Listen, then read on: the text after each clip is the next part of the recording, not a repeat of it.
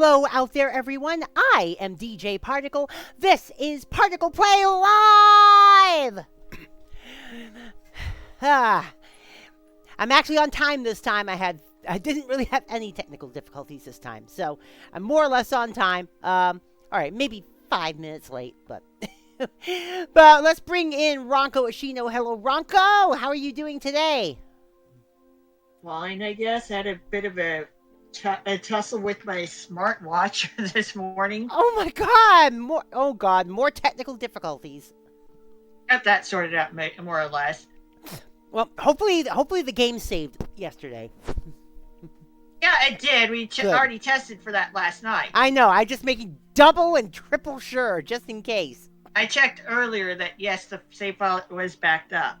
I have also replaced the battery. It was at 1220. That 0 just being struck through. Looking vaguely like a 6. That was not a 6. Ah. Yeah, 1220. I also have an extra backup battery that I'll probably end up using on the Game Boy Color cartridge if I ever use it again at some point. I had that Game Boy Advance. I've had the Game Boy Advance cartridge for nearly 4 years. Huh.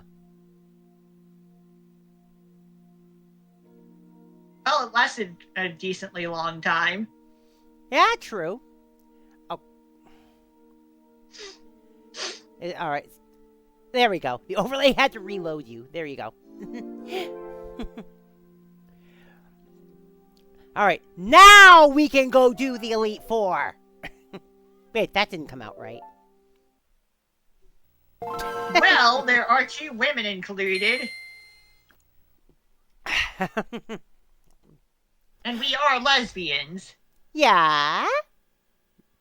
So have fun with that.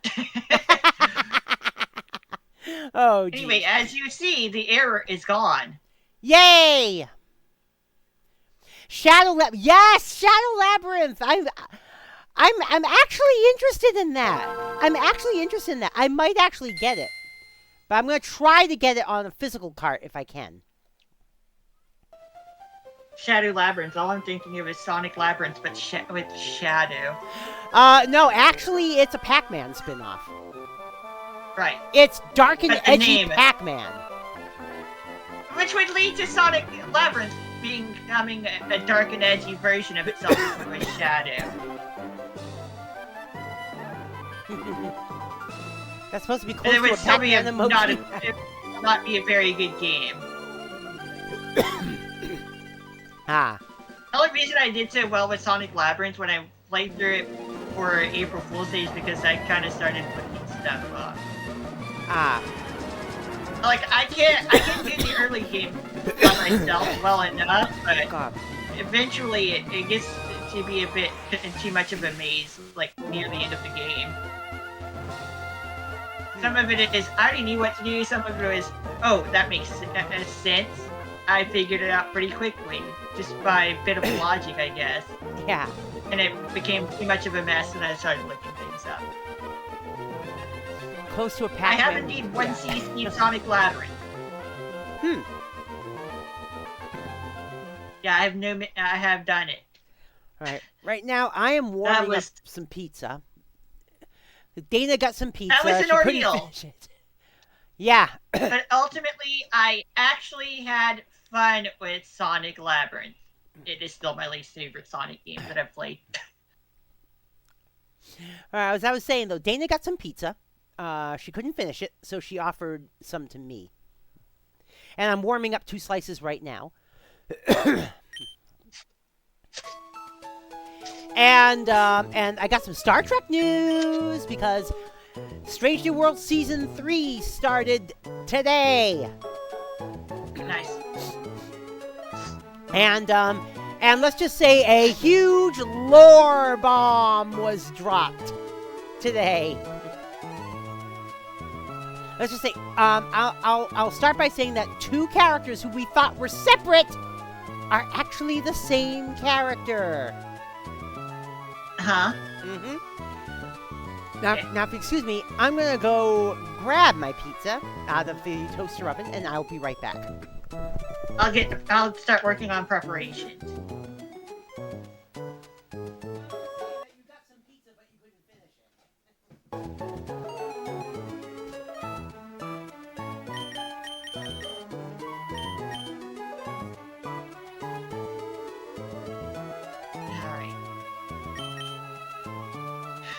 Carp have a good amount of money.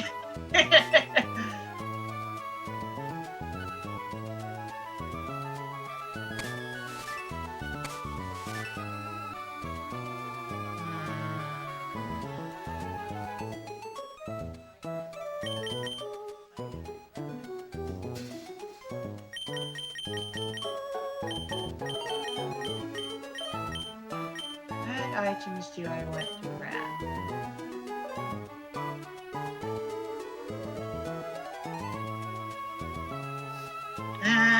Probably should grab at least a couple dozen. All right, I'm back. Hi, back and front. All right. Okay, Star Trek news. The first 2 episodes of season 3 of Strange New Worlds premiered today, including a cliffhanger including the resolution to a cliffhanger we've been waiting 2 years for.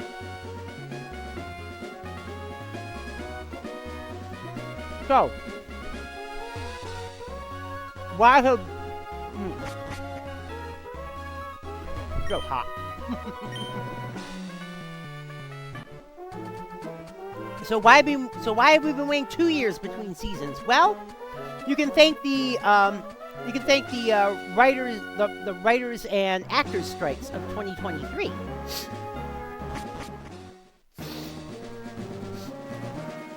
But that's okay. They fought to get what they needed, and if that meant another year's wait for Strange New Worlds, hey, the actors' mental health comes first. Anyway, so part 2 of Hegemony aired.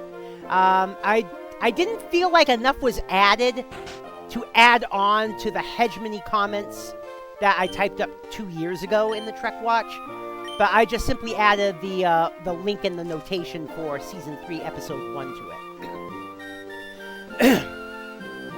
I mean, Scotty had a bit of a larger part, but that was about it. It looks like Scotty is on the Enterprise to stay now because his actor is listed in the credits, Martin Quinn. And yes, a real... Just gonna buy 3 dozen revival herbs. Yeah. And yes, Martin Quinn is a real Scotsman playing Scotty.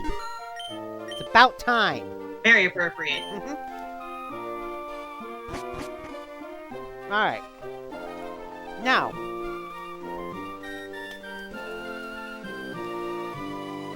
But we see in this early Scotty that he's not quite the miracle worker we all know and love. I mean he is a genius. He can jerry-rig stuff like crazy, but we find out he exaggerated things in the original series. Yeah, but to we make found himself look smarter. Yeah, but we find out that he got his miracle worker status because Chief Engineer Pelia kept pushing him along. She realized his potential and wanted to make sure he realized it. Because she was like one of his professors at the academy. The revives might be a little bit too much, but who cares? Because better safe than sorry. Because at one point, Scotty had to jerry-rig something so that the Enterprise could effectively fight off the Gorn. And Scotty wasn't sure if he could get it done in time. And when the captain asked for it, Scotty was kind of hemming and hawing, and then Pelia asks, "When do you need it by?" So, Captain Pike set the deadline, and Pelia said, "It will be ready on time." And sure enough, she knew Scotty was smart. She knew Scotty was smart enough to get it done in time.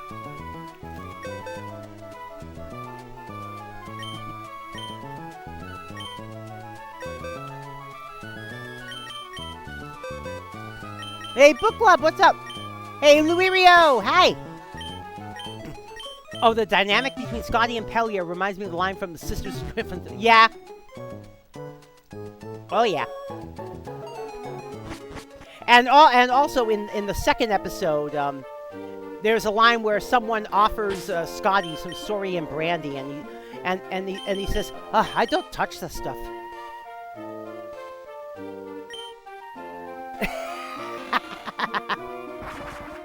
And we all know that won't last. I don't touch the stuff.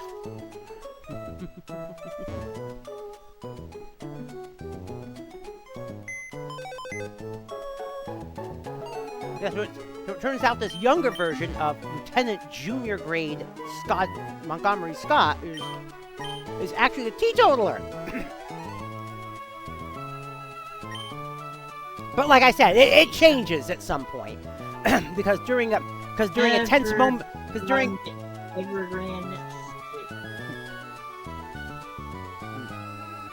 during a tense moment in the second episode, Scotty starts reaching for the Saurian brandy. So yeah. So we now know how Scotty started drinking.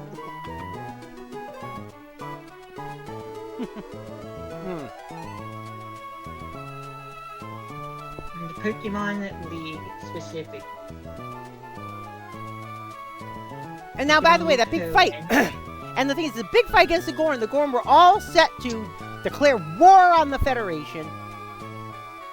And the thing is, people have been wondering these last 2 years, if the Gorn was this much of a threat, even back then, why didn't Kirk know about the threat of the Gorn in Arena? Well, number one, Kirk wasn't there when Enterprise was fighting the Gorn. B, the rescue mission to get the rest of the crew off the Gorn ship was off the record. Thank you, Admiral April. And what the Enterprise did to stave off the Gorn was they staged a solar flare event that put the Gorn into a hibernation state, where they would stay for about the next 6 years. By the way, this lobby is not exactly the same as the one in Ruby and Sapphire. Yeah, I know. It resembles more the older type of lobby. No, it's the same room, but there's a change.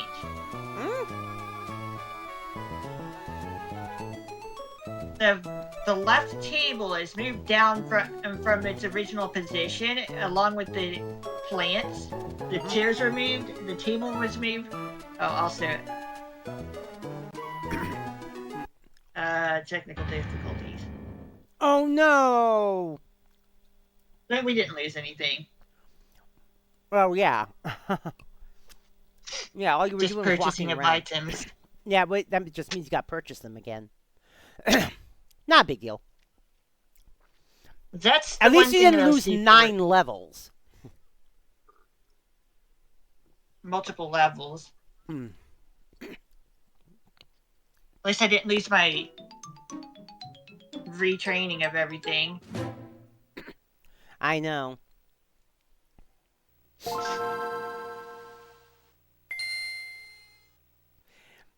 Anyway, the difference between the Ruby and Sapphire lobby and the Emerald lobby for the Pokemon League is that they've added the multiplayer escalator.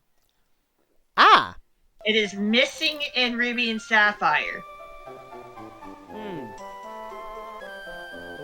Yeah, they moved the stuff around to make room for that to be added because for whatever reason it's not there. You can't do multiplayer from the Pokemon League building in Ruby and Sapphire, but you can in Emerald.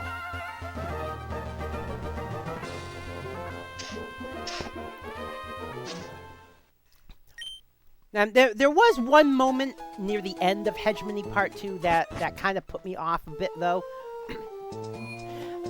It was established back in Discovery that Pike's father was religious. As a matter of fact, said father, when Pike was younger, tried to actually make Pike part of the church. Pike said he had been an altar boy at one point.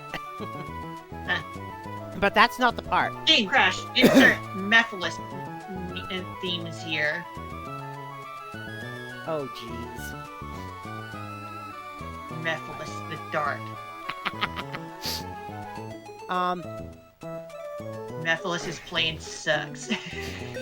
But yeah, Pike said he was an altar boy because his dad tried to get him into the church when he was younger. But the part that set me off, unfortunately, was when Captain Patel, when it was questionable if she was going to recover from the Gorn infection. Which by the way they solved by giving her a transfusion of some of Number One's genetically enhanced super blood. Sound familiar? Anyway. Pike looked up. I mean, you can't really say skyward because it was in space. But Pike looked upward and said, "Okay, Dad, you win.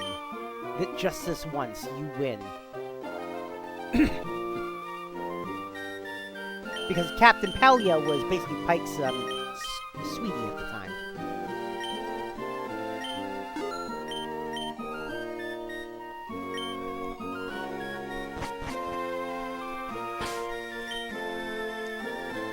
Oh yeah.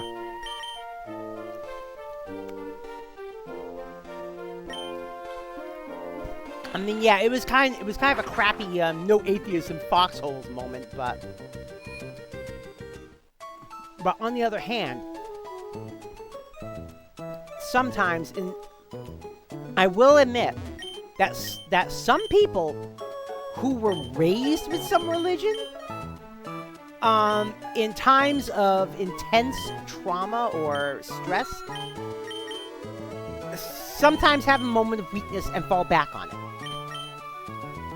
Now, luckily, I'm not one of those people. But Dana and I actually know someone who is. We have a friend who says she's atheist.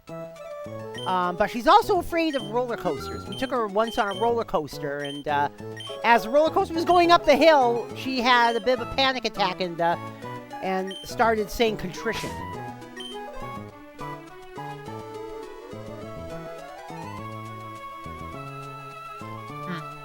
Yeah. So I had so much money I didn't need to sell any of my extra items. Oh goodness. So whereas no atheist in foxholes is bullshit. On the other hand, there are people who exist that do fall into that trope. And apparently they established that Captain Pike was one of them.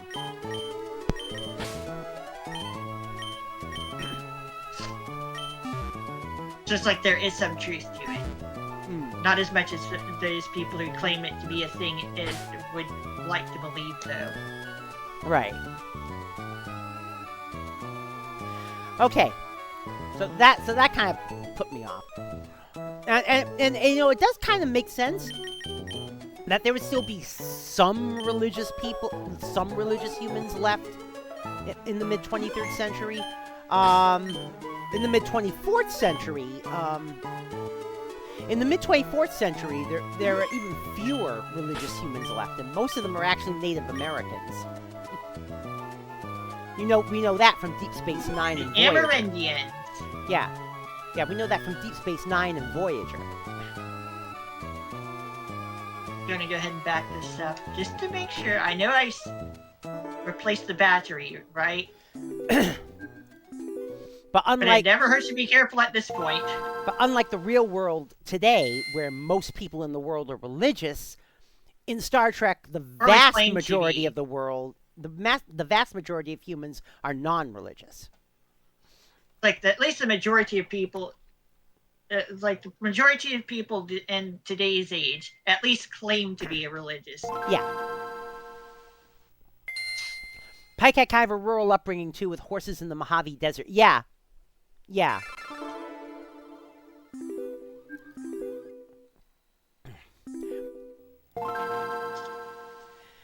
Yeah, I mean, Pike. How can I say this? Pike would probably be labeled a conservative in the 23rd century. To us, he's woke, but he's probably still considered conservative in the 23rd century. Okay.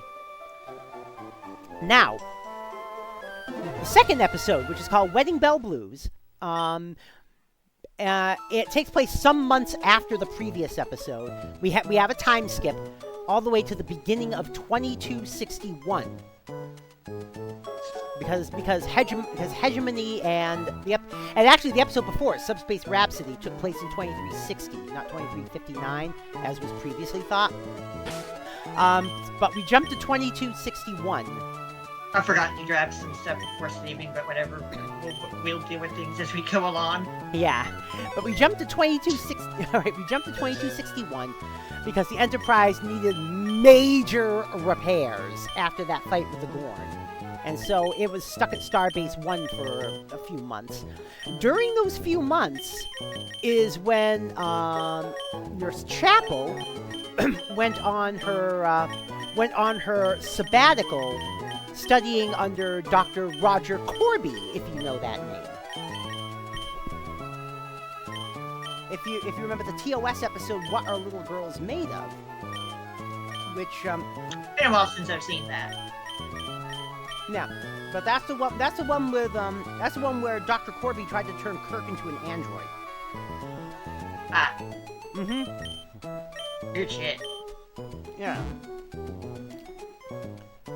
And it was a step. And yes, Ted Cassidy was in that episode, Book Club. God.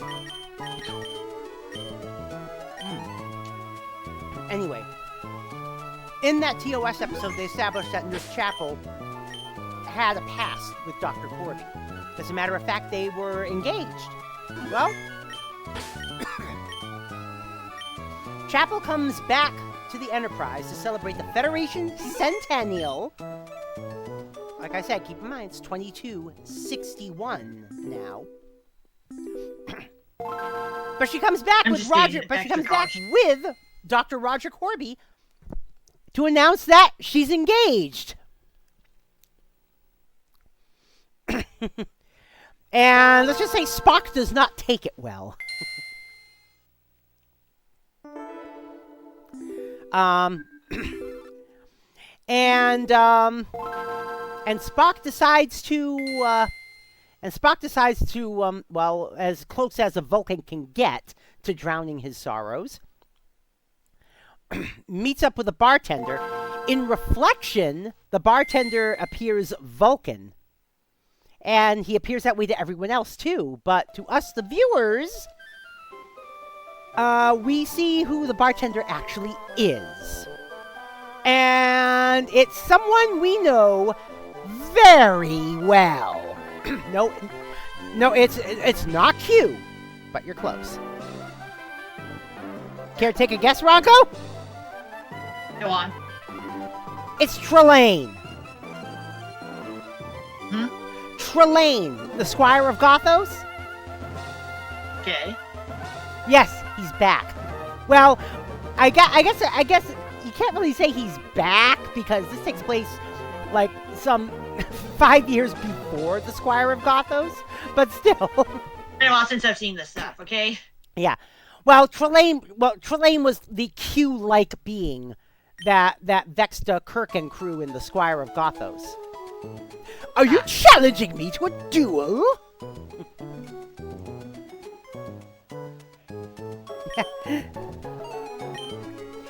And the thing is, Jesse Gender took issue with how flamboyant Trelane was, and they say they turned him into a flamboyantly gay-coded stereotype. And I said, Trelane was a flamboyant, stereotypically gay-coded stereotype. Hello. That was on purpose. Hopefully it doesn't invalidate the Q Squared novel where Q and Trelane meet.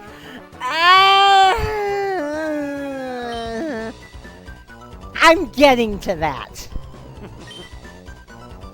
It does and it Anyway, doesn't. here we go. I'm getting to that. Here we go. Oh, here I we go. probably The should not Elite have Four. led with Alakazam. All right. Probably should not have led with Alakazam, but whatevs.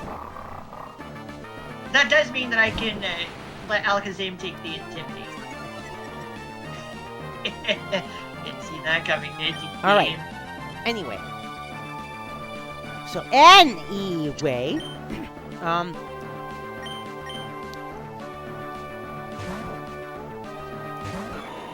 anyway, and basically Trelane is like telling Spock all this, like, I bet you wish she was yours, and Spock's kind of like, yeah.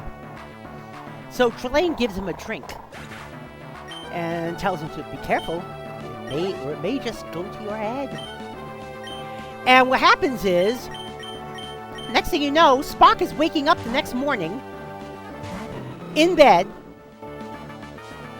with Christine Chapel, his fiancée. Yeah, we got some Q-style reality warping going on here with Trelane.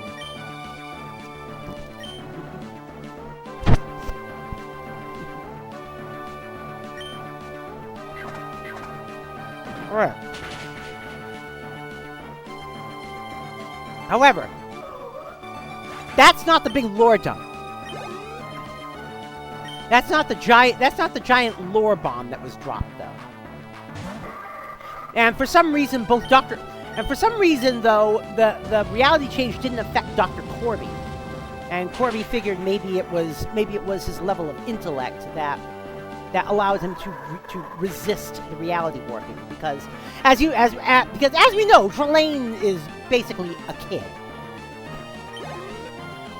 and is still working on his powers, right? Anyway, and at one point, Corby's trying to tell Spock about the reality change, and Spock basically punches Corby in the face. But that moment shakes Spock out of it. Apparently intense emotion brings people out of the illusion. And Chapel gets brought out of it, being caught up in the moment of of her wedding to Spock, which does not finish, by the way. But then, at some point, just like in the Squire of Gothos, Daddy comes for Trelane. And, well, Trelane's father is voiced by John Delancey. How appropriate.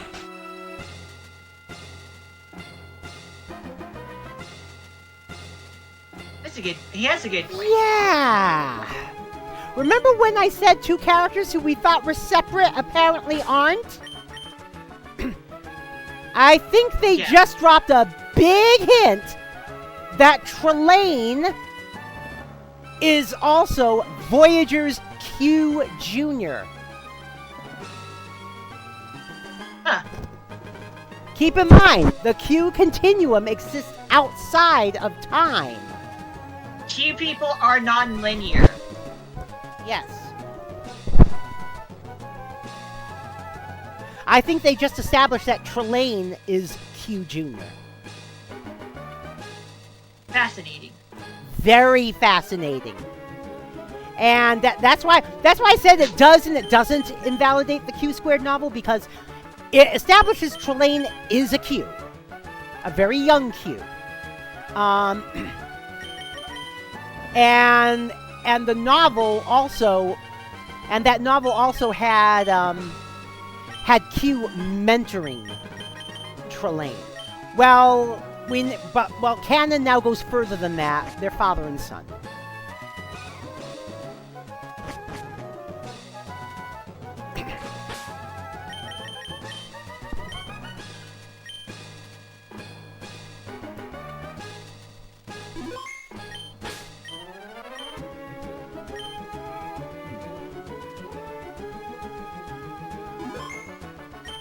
like I said, they didn't specifically spell it out, but They implied it. Yeah, just having John Delancey voice Trelane's father, yes, the implication is very heavy.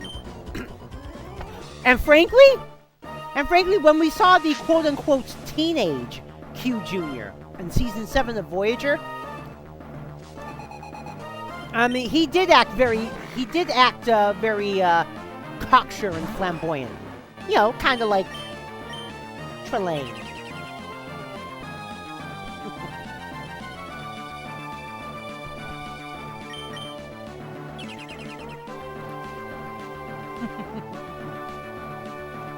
The double protect. Oh my gosh. The flinch. Yes. And then a critical hit coming up. Yeah, in the altered reality, though, Trelane was posing as an Andorian wedding planner. Again, we saw him as Trelane. Everyone else saw him as an Andorian. Oh, Luirio, in 2013, I went to Montreal Comic Con and met John Delancey. They was both kind and funny. It was a boring panel when he took the time to come and talk. Oh, cool. Yeah. Assessment actors are actually good people. Oh, yeah. I saw John Delancey back in 1995 at a Trek convention on Cape Cod, of all places.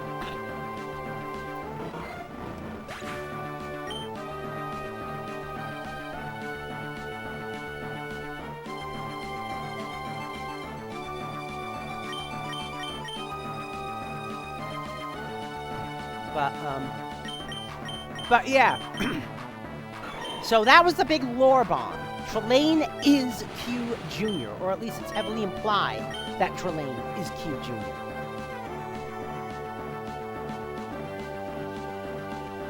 Now the question is, will we be getting back to that?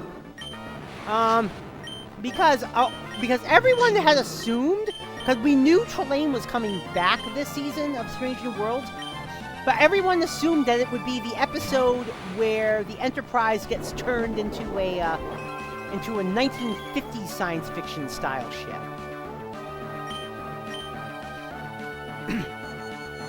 Now, I'm gonna start this fight over. But now here's the thing. If that wasn't the Trelane episode, then what is that episode?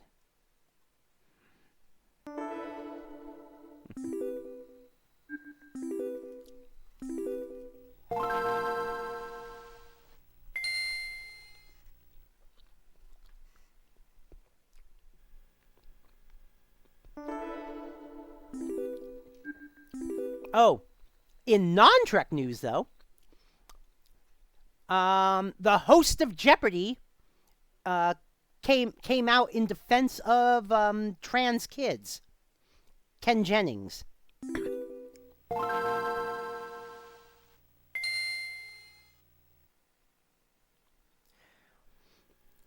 Now, I say here, the host of Jeopardy says trans rights. Ken Jennings in a skeet on Blue Sky. Because he's talking about how Gavin Newsom is throwing trans people under the bus. Which is too bad, because Gavin Newsom is one of the big ones standing up to Trump in other things. But Ken Jennings says any candidate who is cynically triangulating on trans kids is a non-starter, and now is the time to say so. There's still so much time to advance candidates that don't suck. And that is from Ken Jennings, the current host of Jeopardy.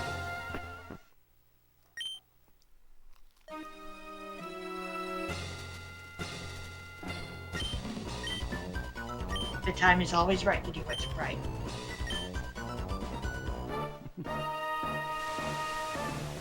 Mm-hmm. MLK Jr. said that. Mm-hmm.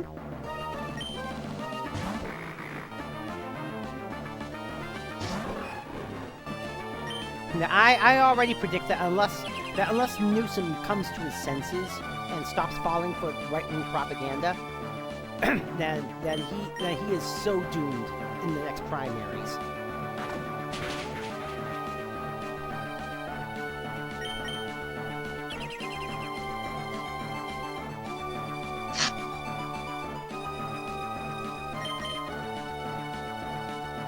because he's one of those politicians who think that supporting trans kids is what cost Democrats the election last year.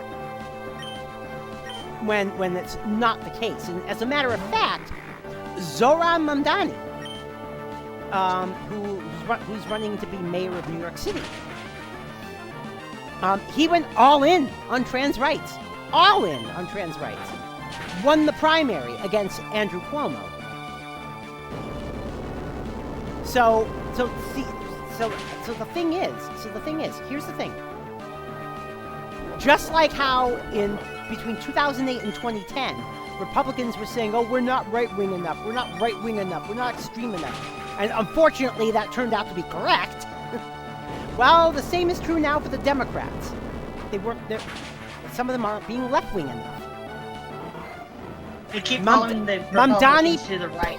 Mamdani pegged the progressive meter and won his primary. One of the issues is that Democratic Party leadership is too right-wing. They've been following the Republicans to the right too much. Being too willing to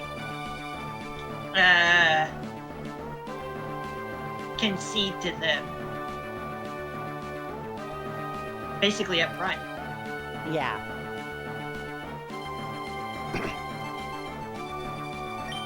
They tried to start from the middle ground, which took them farther to the right than they should have been. And it progressively occurred over time. But Mamdani's win in New York is basically a wake-up call. That yeah, the Republicans got extreme with the Tea Party. Well, actually, their extreme is. They started to get extreme in the mid-'90s, and the Tea Party just pegged the meter for them, and MAGA pegged it even further. But now the Democrats are doing that with the left, with people like Mamdani, and also Minnesota's Governor Tim Walz. While he doesn't peg the progressive meter quite as far as Mamdani, Walz more than once this year has doubled down on trans rights. We definitely need our own good counterpart to the Tea Party for the Democratic Party to go back to the way it's supposed to be. Something like that. Yep. Hey, what's up, Cake? Yeah, and the thing is, former Republican, now Democrat, Joe Walsh, actually agrees with you, Ranko, that this is basically the start of a Democrat version of the Tea Party. It needs to happen.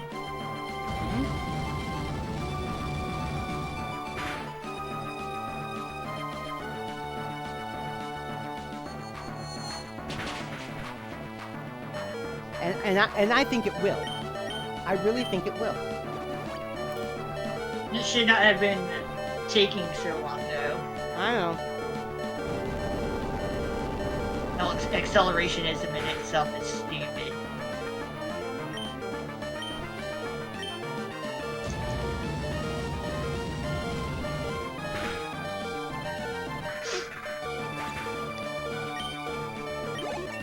How you doing today, Cake?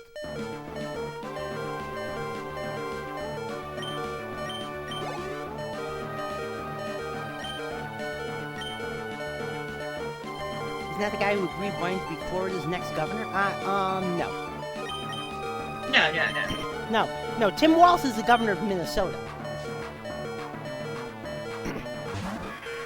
He ran for vice president last year.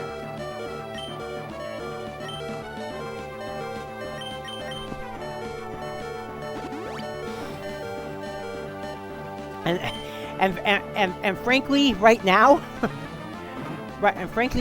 he's one of the big favorites to win in 2028. Wow. Yeah. Oh, by the way, it's a shame we haven't reached Gen 6 yet. Otherwise, I'd be throwing fairy type moves at this Pokemon because without the fairy type being a thing, Dark and Ghost combined to have no weaknesses. No, the guy was a former Republican, now Democrat. Oh no, Joe Walsh. For 2 years he was a House. He was in the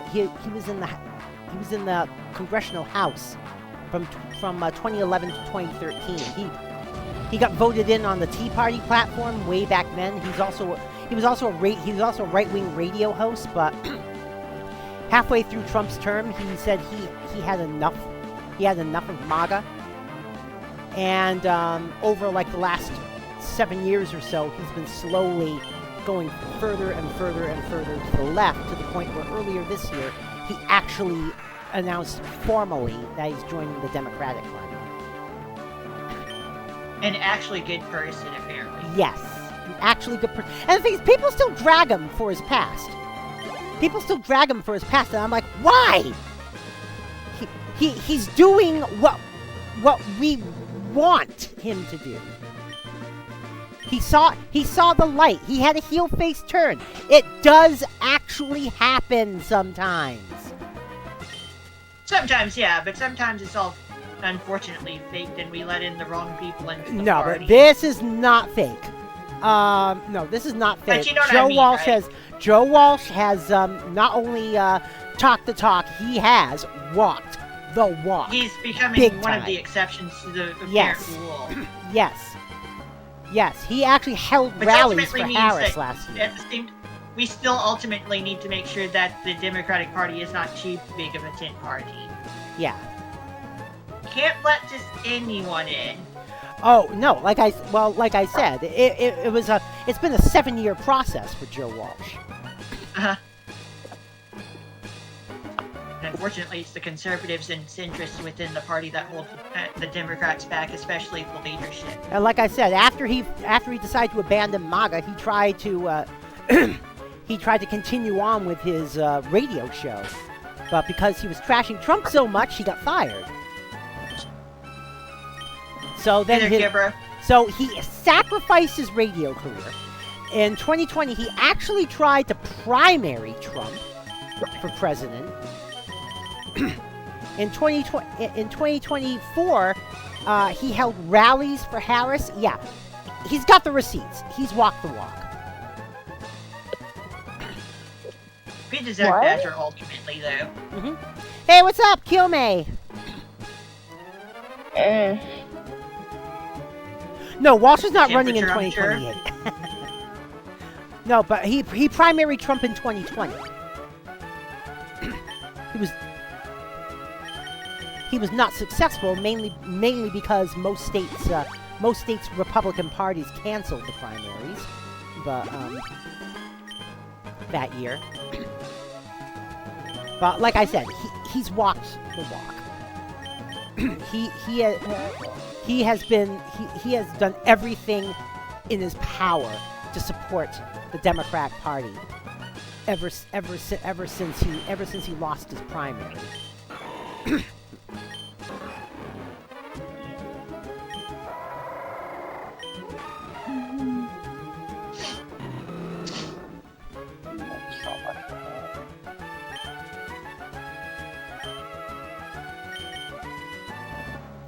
Oh, the guy you were thinking of is David Jolly. Doesn't sound like a very jolly fellow. I know.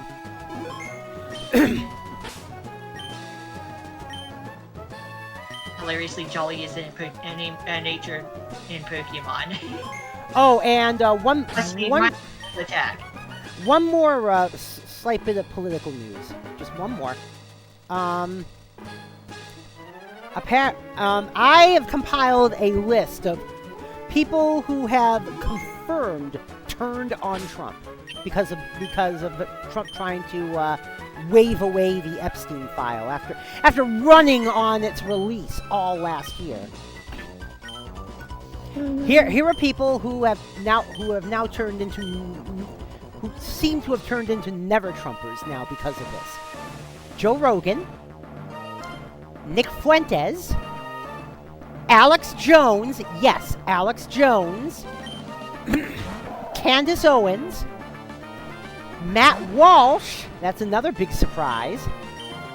and I'm still stuck in the and Fuentes YouTube part. and YouTuber Asmongold. And that's it. I don't believe about the Asmongold. I'm sorry, I don't. You don't believe it about Asmongold? Like, I know that it's the case of, like, could have, yeah, probably, I don't know, but Asmongold just back and fucking forth, just, like, yeah, there are different things that you can have different beliefs about different things, but, God, it just goes back and forth. It just drives me nuts. Are you gonna post that list anytime? I posted it on Blue Sky, Kate.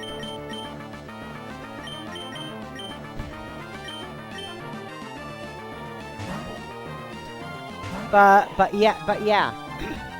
But these are people who have basically been confirmed as saying that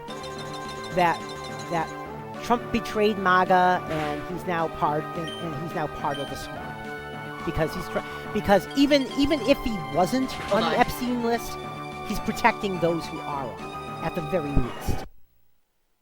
I mean, we know he's on it. We know he's on it. But even in MAGA logic, they're smart enough to know that even if he's not on the list, he's still actively protecting those who are, which is still just as bad to MAGA. Breaking clock is right twice a day. Yeah. I guess. And the left-wing pundits are telling us, stay on this Epstein thing. It's working. Or maybe once if you're, depending on if you're using a 24-hour clock or a 12-hour clock. Yeah. I have a broken clock that's on my wall. I don't want to even touch it to, like, fix it in case it might break. You get what I'm saying? Oh, yeah. Like, it probably just needs new batteries, but I don't want to touch it. It's very... There are certain things that are very, very important to me, and it's like, yeah, no, I'm not touching it. What do you want? Hi.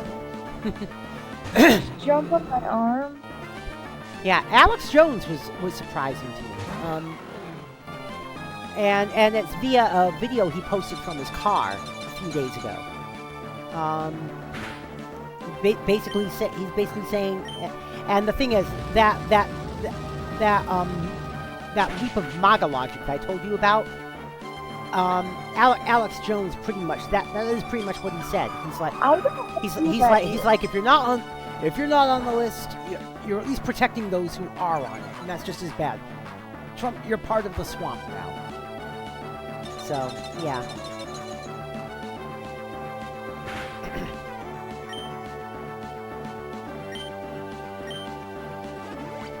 Oh, I thought you were talking about the list of people who turned on Trump. Yeah, that I posted the Blue Sky. Holly.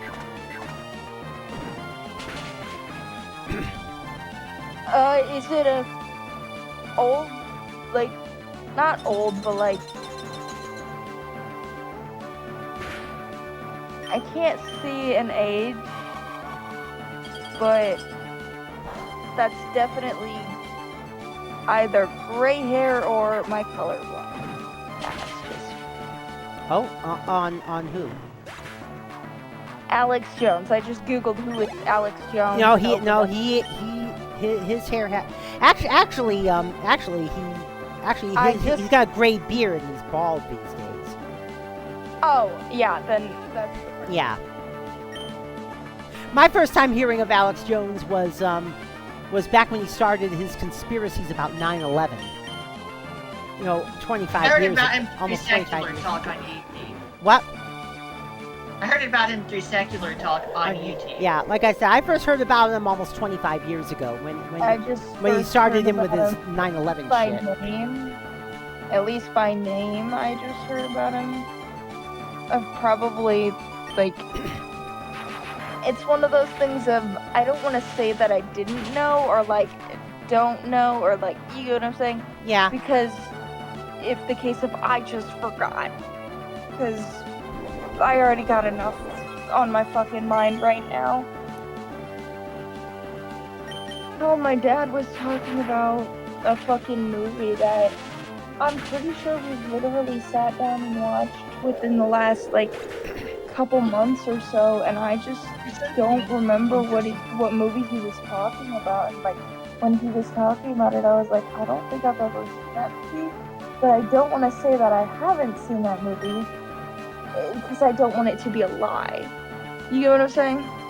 Yeah. I just... There's something interesting I'd like to make note of that wall ring that I just defeated. By itself, Oh, okay, Kate. by itself, it cannot hurt a Shedinja. It's bug curse type with the ability Wonder Guard that only allows super effective hits to work. Wall ring, there's nothing super effective against that type combination. I have actually defeated Glacier's wall ring with an underleveled Shedinja because of that. Years ago. Oh, jeez. On like Sapphire ring. It's so dumb. Huh. Now that would be a very, very, very effective strategy. It took a bit of time, sure, but I knocked it out with an underleveled Shedinja. Yeah. In competitive Uber battles, like top tier, the ban list for standard play singles that based on Smogon rules, most Kyogre cannot hit Shedinja either. Hey. I heard a kitty. Yeah. Oh, CBS. Shedinja is not a good Pokemon, but in some cases it can be really effective. Oh, I love you, cat. Oh, geez. CBS just canceled Colbert. My cat just knocked down something off my table. And Next season of Late Show with Stephen Colbert will be the last. Hi. I love you. You're a little pain, aren't ya? Yeah, I'm sure you see me as a pain as well. And the thing is, Colbert is not being replaced. CBS is just simply canceling the Late Show. Oh. Yeah. Citing financial decisions. It's always financial decisions from multi-billion-dollar companies. Yeah, I know, and I have a feeling I know what that financial decision is too. Huh. We have to cancel this show or Trump won't let us merge with Skydance. Yeah. Yeah. I was like, something political? Very likely. I mean, we're talking Stephen Colbert. He's been a political comedian for years and years. I don't know names. Oh well, So, well, 9 times out of 10 when you say a name, I can't even... well, he started out on comedy. I can't even picture anybody. Well, he started out on Comedy Central with a show called The Colbert Report, in which he portrayed a parody of a right-wing pundit. I've heard of him. Yeah. Now, whereas he did not take that parody act to the Late Show, he still does a lot of political comedy from the left. Like, I've heard of him. I've heard of that show. Yeah. Like, the report thing. God, I love you, but you can't knock things down and have it scatter all over the floor. I'm in so much... I'll use my super potions while I have them. I'm already in so much goddamn pain, Pat. And the thing is, when Colbert first took over, when Colbert first took over after David Letterman's retirement, he made sure that the audience understood the difference between Stephen Colbert the person and Stephen Colbert the old character from the Colbert Report.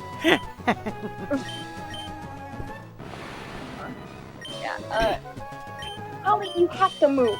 I love you, but you're kind of starting to make me a bit angry right now since you knocked something down to the ground, and I'm trying to get it without getting on the fucking floor. I'm gonna end up fucking falling and breaking my neck one of these goddamn days. I'm gonna end up fucking breaking my neck one of these fucking days.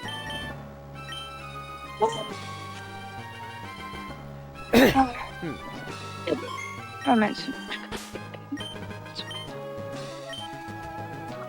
And I guess we don't necessarily need to go back through and show off the Lydia and the Deoxys in this playthrough, because that would require save file manipulation again. Right. Like, yeah, technically, Deoxys would end up in a different form, the speed form, which was introduced specifically in the game. Not even having been seen in the Destiny Deoxys film, because that film happened before this game was released. Ah.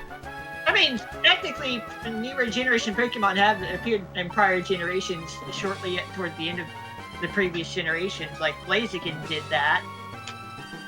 Marilyn Snubbull did that. And Togepi existed in Gen 1 anime. Like, that type of stuff has happened. Just, sometimes it doesn't. Depending on the timing.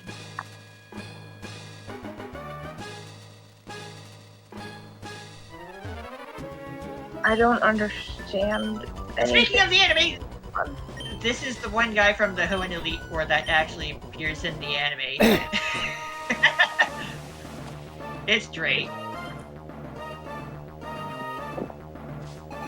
Oh, earlier my dad fell asleep watching Netflix, and the movie he was watching ended, so it started playing ads for other movies that he might like.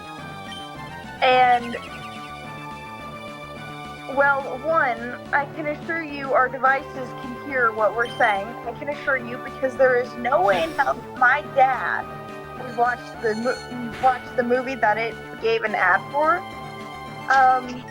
And however, I heard your mic, and I just fucking zoomed out into the living room like, you are not watching K-Pop's Demon Hunters without me, are you? And he's asleep on the couch, and an ad's just playing on the TV for K-Pop Demon Hunters.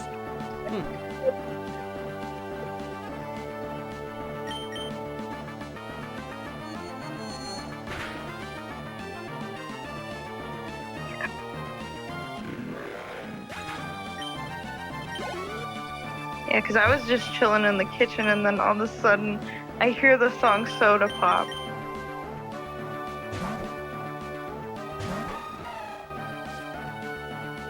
Hello? Yes. Oh, we're here. Okay. I was like, Yeah, we're here.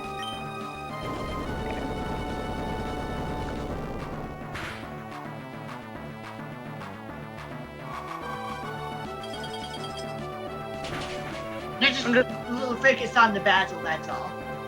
fair.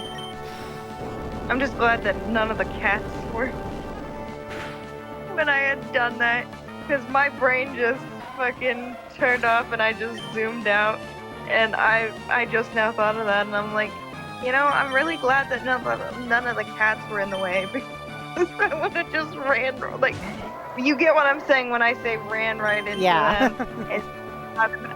You get what I'm saying. I did no item sorting at all in my bag or whatever. I cannot run. I cannot walk. I can't even stand. So, you get what I'm saying when I say ran out, zoom out, like, just anything regarding that. Moved really fast in my wheelchair is what I'm trying to say. You got on the roll. You got rolling. Yeah.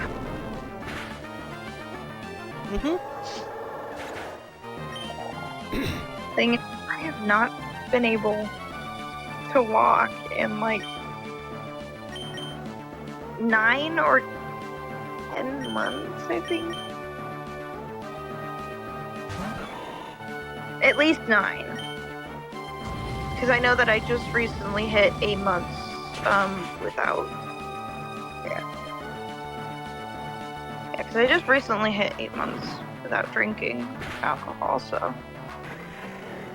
Huh.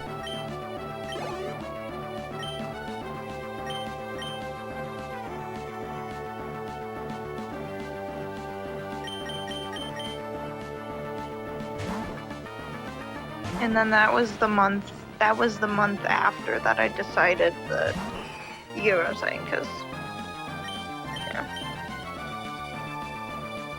Yeah.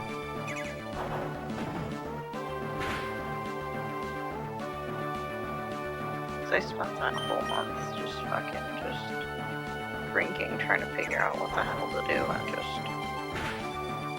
Yeah, nothing went right with Alakazam. 70 accuracy for Flash, by the way, at this point at the end of the series.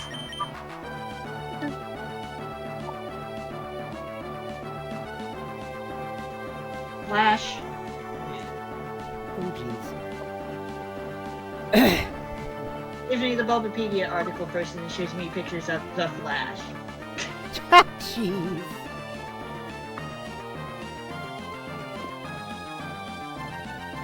In the first 3 generations, it's 70 accuracy, then Gen 4 and onward, it's 100 accurate.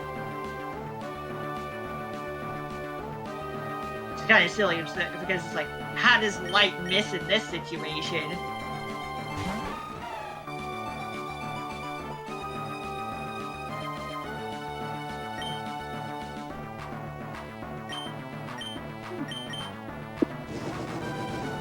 Yeah, and literally only 40 more days until I'm a year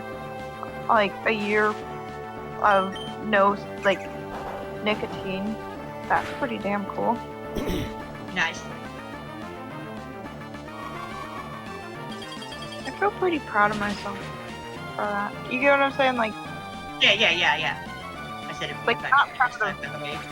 old habits, but like, you know what I'm saying? Proud of breaking old habits. Mm-hmm. Yeah.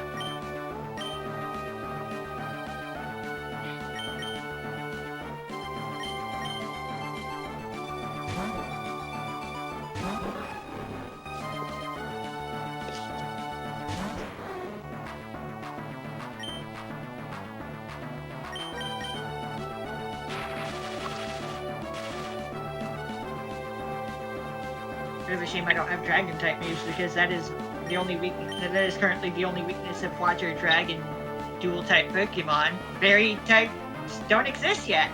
Or are not known to exist yet. Yeah. Which is the first fairy type in these decks? I would assume it would be Jigglypuff, right? No, wait, A fairy! Yeah, that one. I was gonna say, wait a minute. That one's like, Fairy's fine. that one's like 2 Pokemon before Jigglypuff. Well, 3 technically, because Wigglytuff. Wait, or not A Wigglytuff. small number of Pokemon. Well, It's before Jigglypuff, yes. yes. Because it's just Vulpix and Ninetales that's in between that evolution line. Yeah. I have an entire poster of general decks. I feel like I'm keeping a little bit.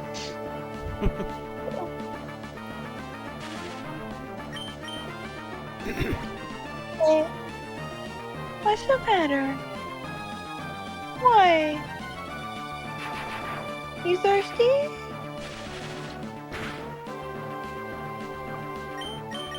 Is your water just It's not lab time.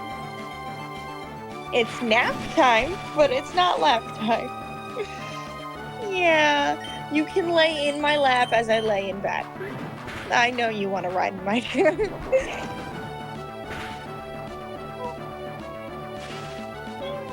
I heard that. Yeah. I heard a mew. I heard a little mew. I heard a little She meow. said meow. Meow? Mew meow. Mew meow. Not right now. Not right now. Oh! The right microphone. I heard that. Meow meow kitty You're meow. gonna sacrifice Brilliant. Her face is my phone. Are you okay? What do you want? It's not lap time. It can definitely be nap time, and you can lay in my lap while I take a nap. But I know exactly what you want, and it's not time. Okay. I'm in a lot of pain, Holly. I love ya. But at least... We're gonna do some sacrificing for healing. Oh? Healing up the main Ectric and the Azumarill. You just want to be aggressive with my water bottle. A little bit of both? Yeah. Yeah. What do you want? Do you have water? How's your water just looking? You drinking enough water? You best be. Oh, don't give me that look, child. I am drinking as much water as I possibly can. She's like, then drink some. Watch me. I'm gonna take this water and slurp it. That is what we call a sip of pettiness. Technically a sip of water, but it was a petty sip of water. As the, yes, I'm drinking water, and here's your fucking proof, cat. You just saw me drink my water. Don't give me that little stink eye.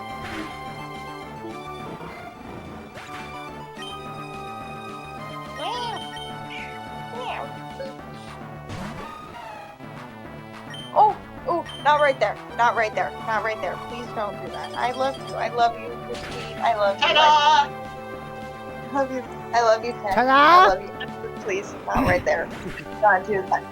I love you, but do not do that, please. Strategy occurred. It's so nauseous. I need to bring back my entire team. The champion is awaiting.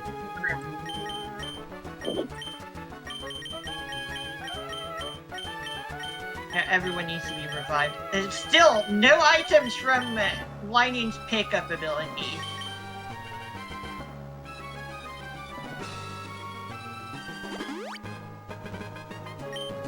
What the heck is this really bad luck?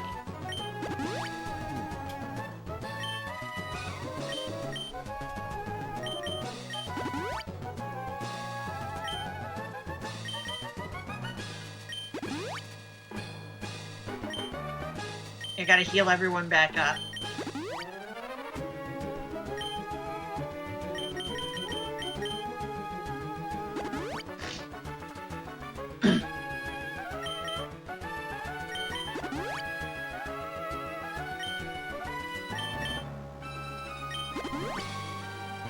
Looks like so far level 50 has been the answer.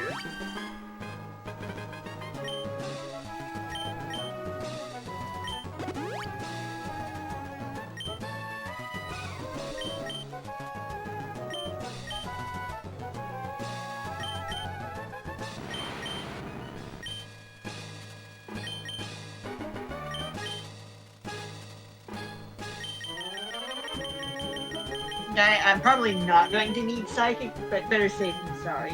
It's just a good move in general.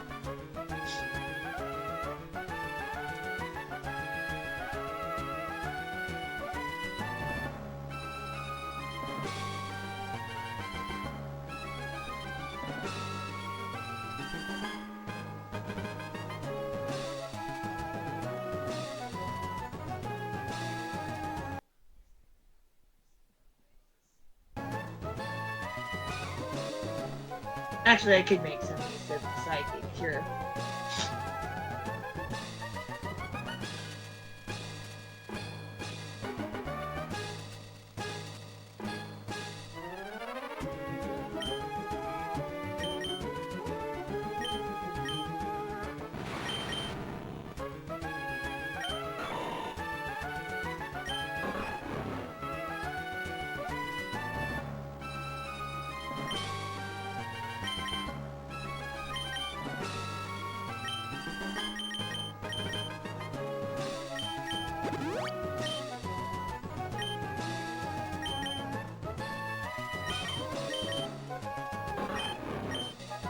I haven't really gotten to attack with Lightning at all so far. I heard PowerPoints are still at their max.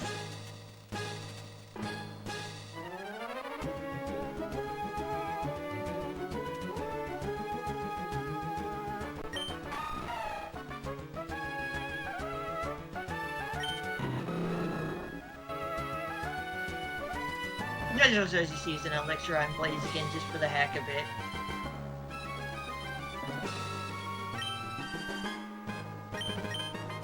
I don't see myself really getting much use out of Blaziken, but hey, you never know!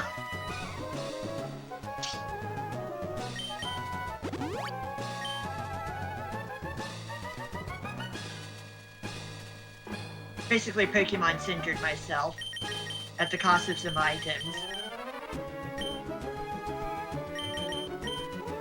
I remember the first time going through this game back when it was new and actually kind of struggling. Because I definitely was not a good Pokemon player at first.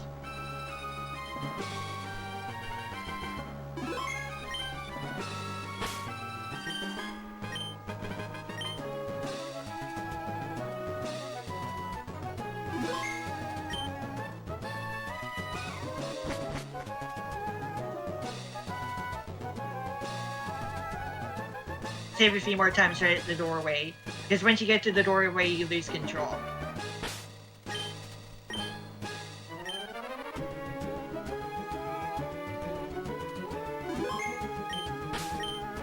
I also considered showing off Mew as a thing in this game, but that also would require save manipulation and is actually JP exclusive.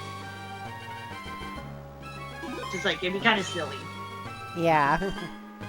However, if you do manage to set things up correctly, it does work with the international releases of Emerald, and that Mew is shiny huntable.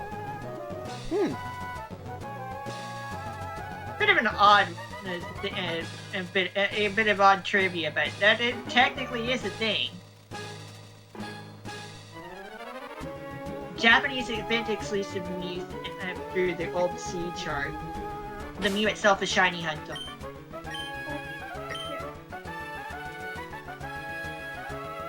Yeah, it's really terrific. My voice. It's okay, Kiame. And here we go. Emerald Champion Yep. is not Steven. It's not Steven? It's Wallace! Oh, jeez. The 8th gym leader from Ruby and Sapphire is instead the champion in this game. Huh. They only slightly changed his dialogue Oh, to make it more elegant. Question. Is Wallace the one who...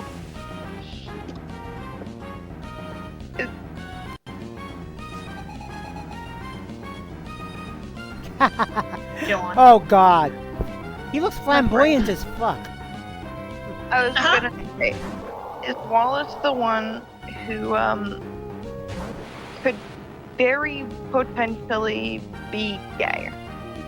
Yeah, he looks it. Like, But it's in the games and in the anime.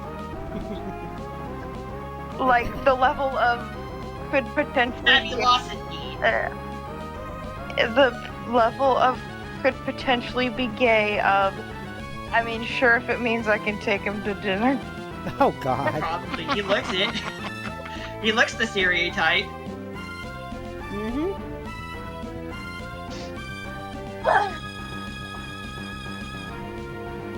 He definitely is fabulous.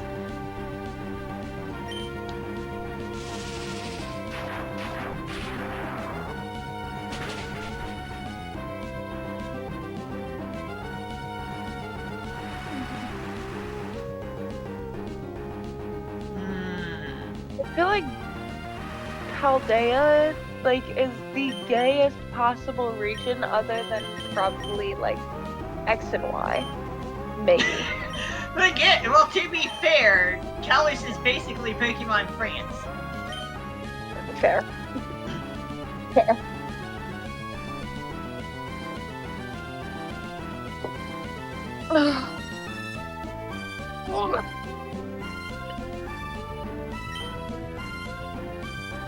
Waterspout, the higher the user's HP, the more damage the attack deals. It is the Watcher count. It is a Watcher version of Eruption. Yeah, Eruption ends up being a fire-type version of Water Spout.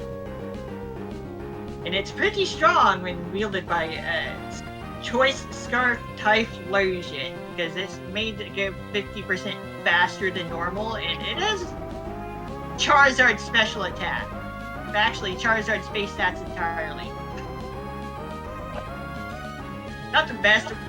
The strategy is not great. It's not the greatest strategy ever, but that is a thing you can do in competitive battling. Is just throw out your Choice Scarf Typhlosion and use Eruption. You weren't just laying right next to me, right? Potentially massive damage. Oh my god.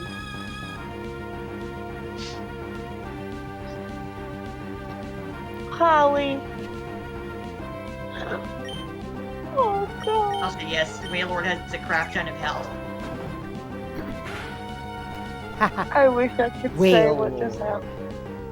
I wish I could say what just happened. What happened? Why can't you say what happened? I wish I could say what just happened. Why can't you say what happened? I shouldn't. But? Like, I shouldn't. You get what I'm saying? Like, it's one of those things of, oh my god, that's so funny, but oh my god, I can't even put into words. Oh, jeez. With, like, especially over Twitch.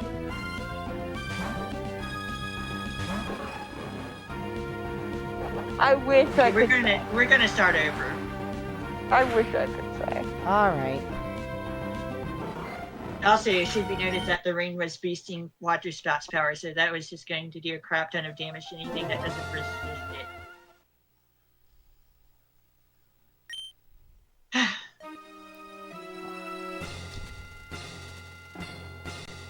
Okay, I'm at full cattage on Homescapes. What? You'll see what I mean when I stream Homescapes. Okay.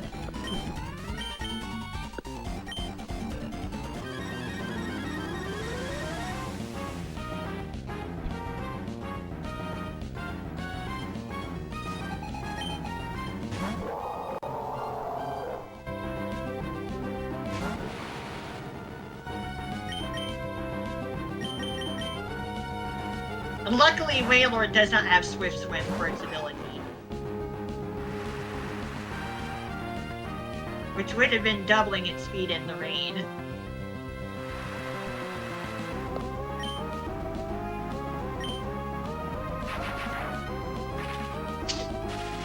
Okay, much better.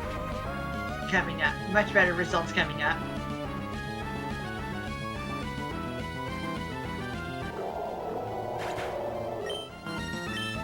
And a bit of a continuing trend for the time being. We caught a champion with a Gyarados.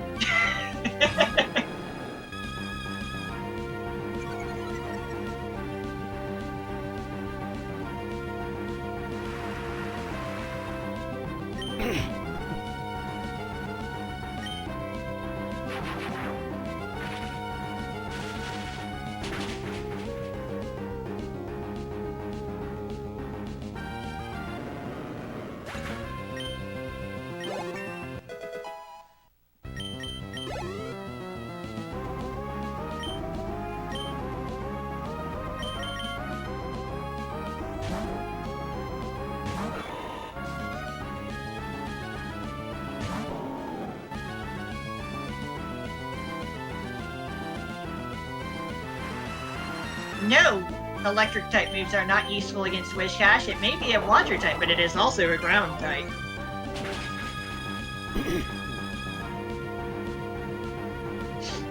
Completely nullifying Water's electric weakness.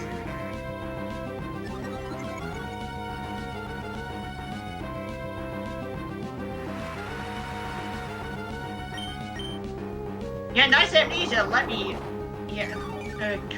critical hit through that special defense boost real quick.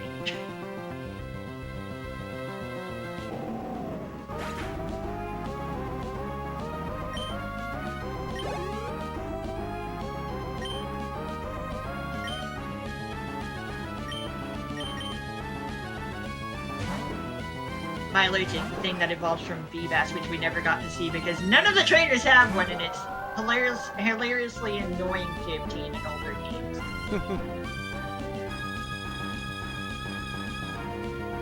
It's on the route where the Weather Institute is, but only on 6 different tiles randomly selected. And they don't always appear when you super run for them. Good luck finding those tiles. Uh-huh. There's also an issue with Pokemon Platinum.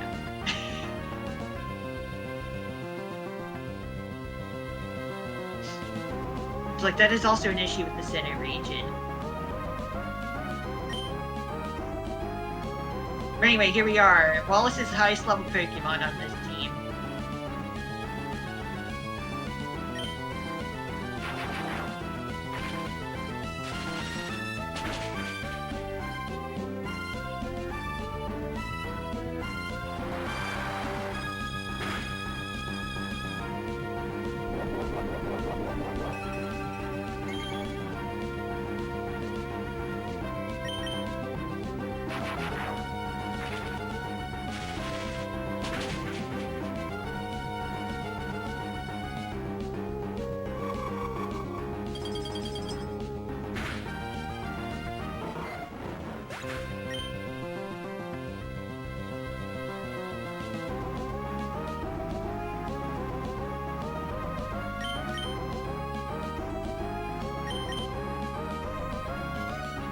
I know Shockwave is super effective, but Psychic is just a strong move.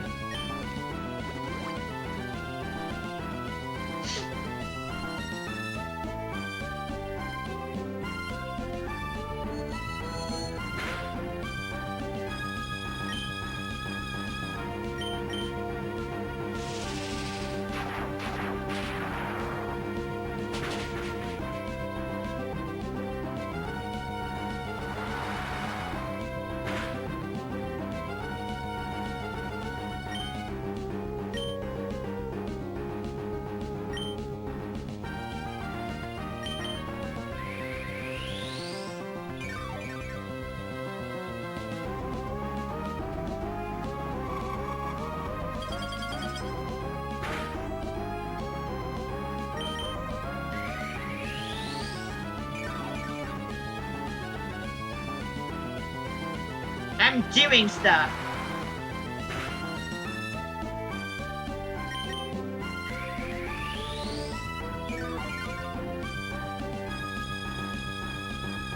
This is called being installed, by the way.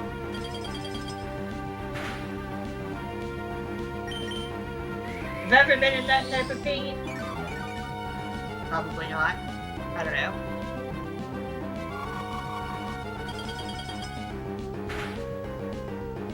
Stalling out PowerPoints, by the way, because this isn't Gen 1.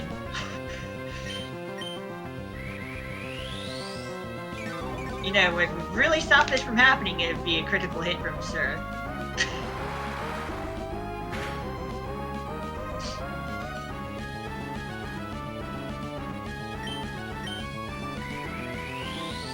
I've been in pain before, though.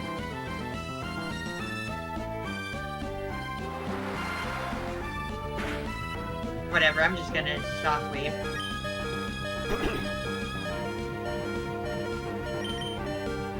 I'm just being silly with recovery nonsense. I can use items if I need them.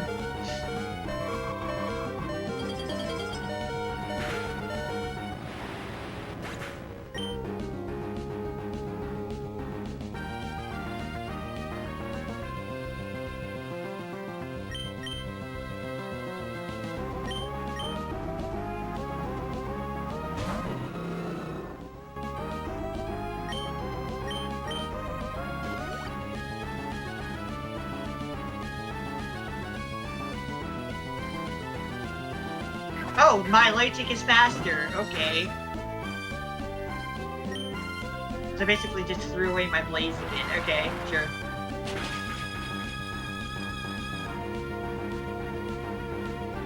Well, I have Azumarill as a reliable damage sponge.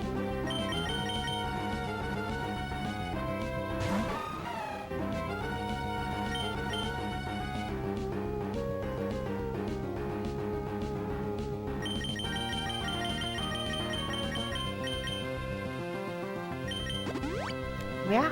Oh, I'm here, hon. I'm on. All right.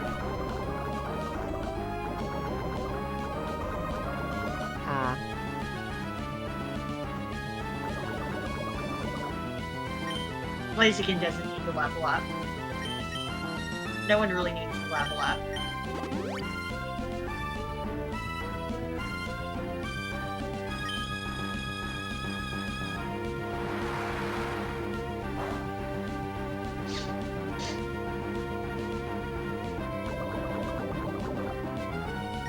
Being badly poisoned, it definitely makes it a little awkward for a Zero, but whatever. It's fine.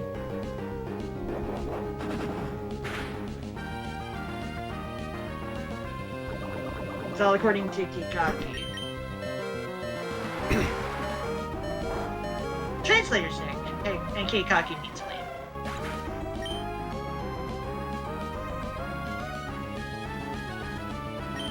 It's all according to the master plan, I guess.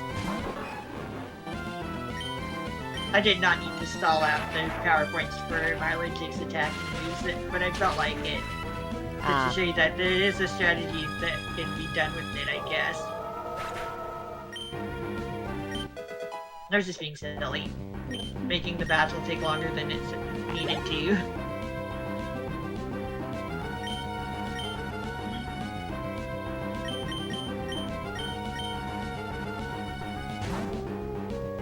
I keep wanting to stream, but by the time that stuff is all done and over with and stuff like that, it's just all my energy. I say I already don't have any energy to begin with, but like, I'm just... Oh, by the way, as a bit of a reminder, Tentacruel does actually have a good special defense stat. I cannot wait for my fan to get here. It needs to get here like now. Uh-huh. But yeah, surprisingly, Tentacruel is a good special ball.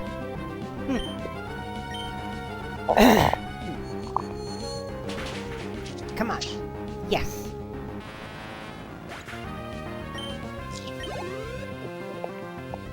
You know what, Lightning, he deserves some God. in the battle.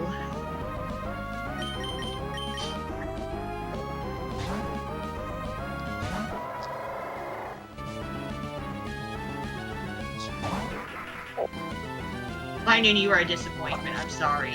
No. Oh God. Linoon is disappointed. Yes! No. That's not a big deal. I still love her.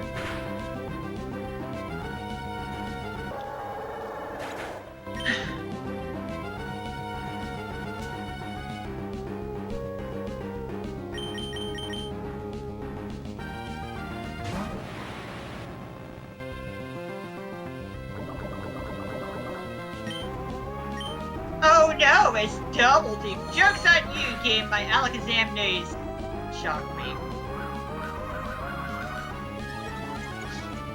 This is going to be pretty bad.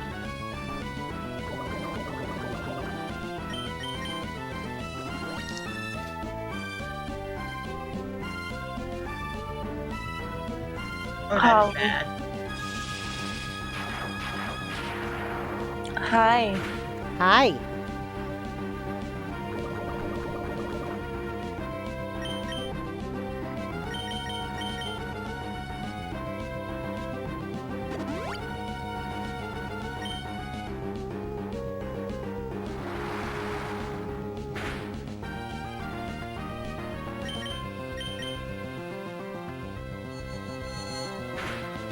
Hello, Alakazam! I did not know you secretly had a focus band equipped. Surviving with 1 HP. And watching it out. Heck yeah. I thought you had a Twisted Spoon equipped, Alakazam, not a focus band.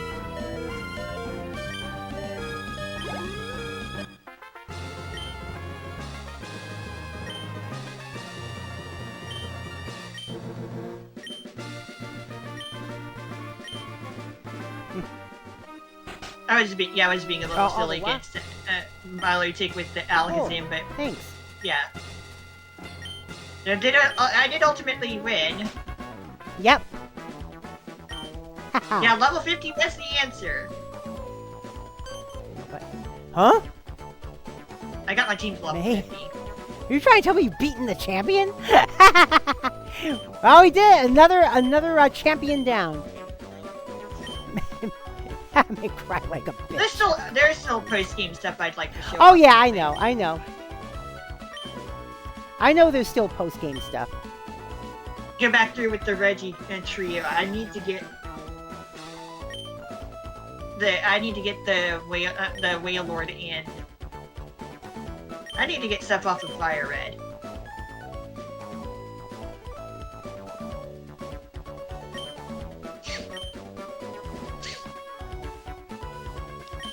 Yes, I did.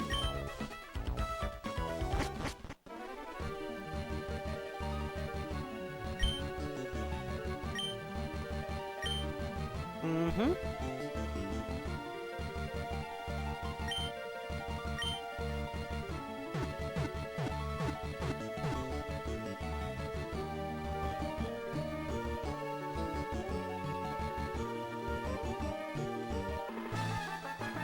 Look at how low my ID number is. Oh,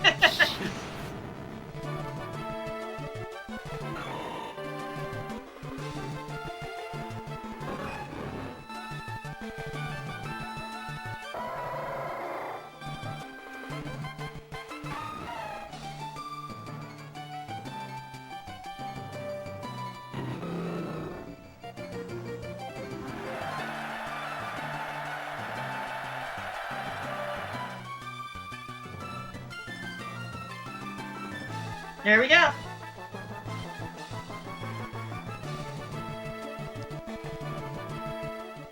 Also, I actually kind of did have more fun with Mario Kart World. cool. What do you think of it overall? It's a fine game. I can kind of say I like it more than Mario Kart 8 Deluxe for now. Okay. Seems like the coins aren't as that big of a deal for speed boosting as with Mario Kart 8 Deluxe. The item spam is something else, but whatever.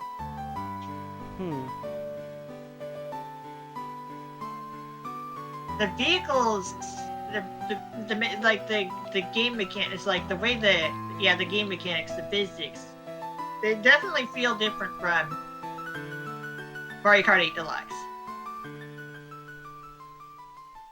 The vehicles handle differently, it feels like. No, you're not, hon. Come on. No. It's an alright game.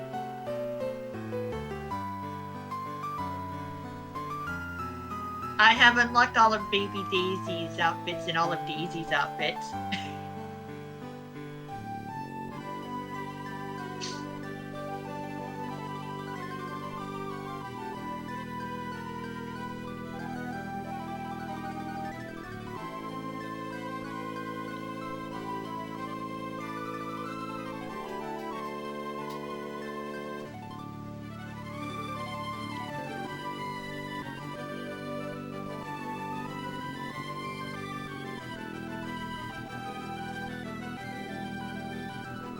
Entering the Hall of Fame enables the possibility of doing Gym Leader rematches. There's also the match of the roaming Pokemon, which in this game it's handled a little differently. You'll see in a bit. Once we get through the credits. And beat the save back up. Mm-hmm. Braille code check. National Federation of the Blind. Yep, blah blah blah blah blah.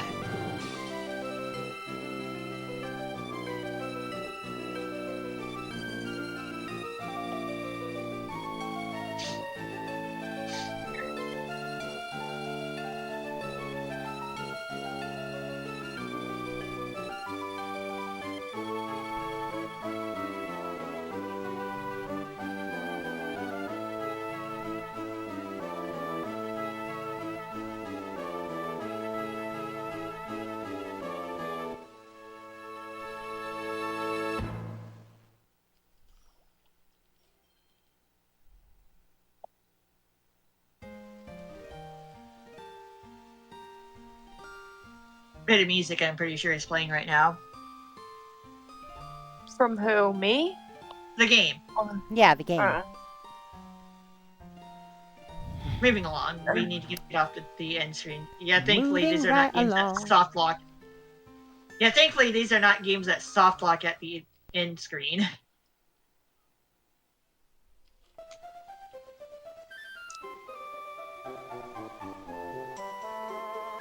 I hate games like that.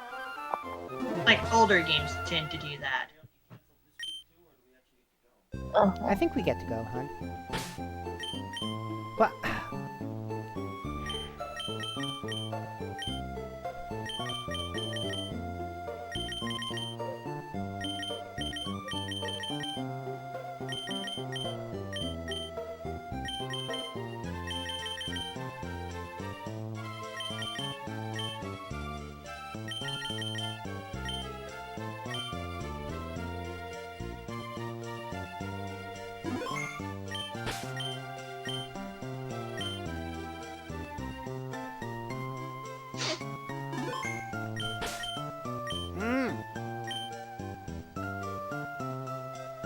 Yeah, the clock broke.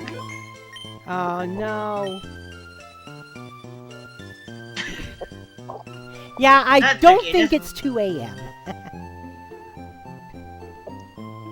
That doesn't matter.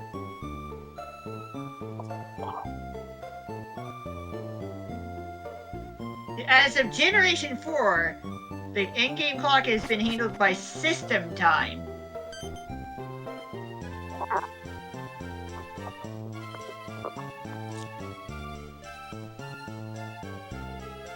Yeah, Dad paying the protagonist a visit. Give us the SS ticket.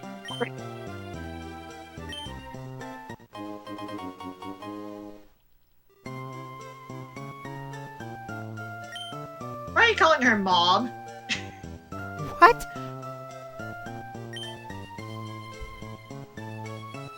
The unreveal of the series. Within the games, anyway.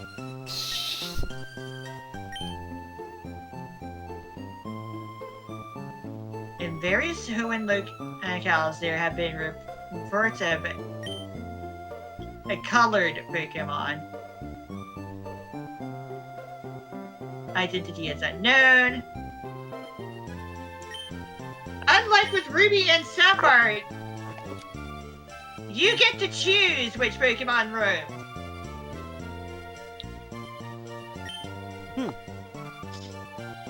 Red for Latias, blue for Latios.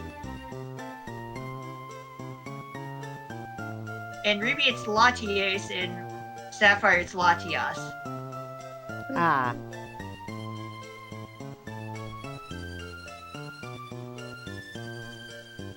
Yep, I chose Latias. It doesn't really matter. We're not exactly going to go after her. But yeah, that's the different. That's another difference between this game and Ruby and Sapphire.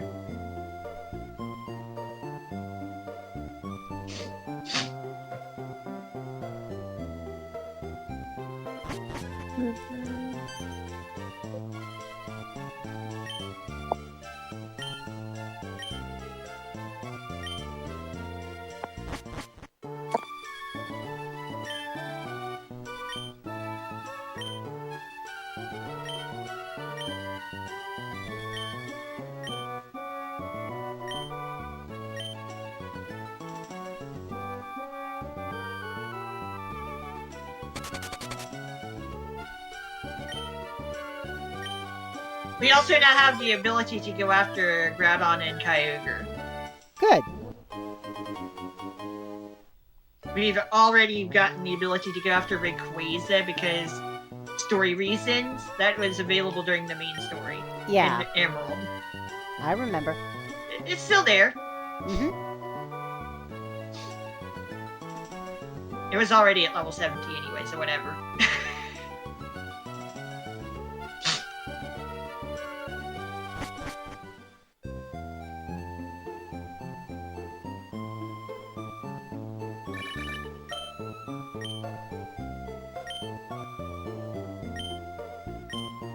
Right, yeah.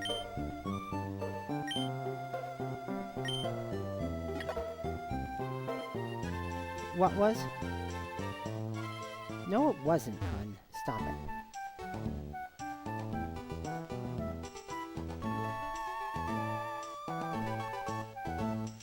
Let's do something. Let's do something else real quick. Oh? Let's hatch an egg. Oh, God. Remember the why not egg that we got from Lava Ridge Town? Yeah? That we handled in Ruby before? We're gonna do that again. Ah. Except now we have a more straightforward path to work with in Emerald due to slight geographic adjustments on Route 117.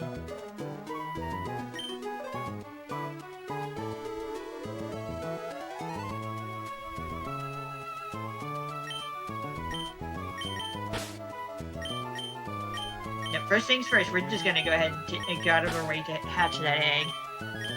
Yes, it is a why not. It's the same egg.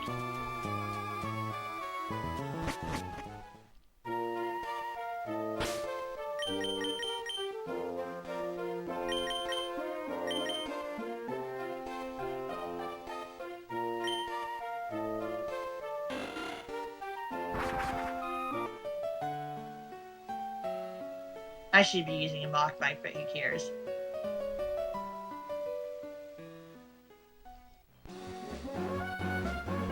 I'm just going to properly demonstrate the best hatching line in this game. You can't do this in Ruby and Sapphire because, yeah. What will hatch from this? It will take some time. A Pokemon egg obtained from the hot springs. We already know it's why not, because yeah, that did not change.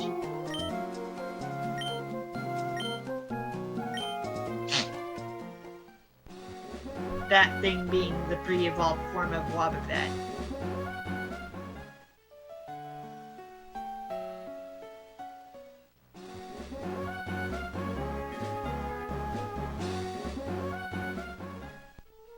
It was like one of the most busted abilities in the series.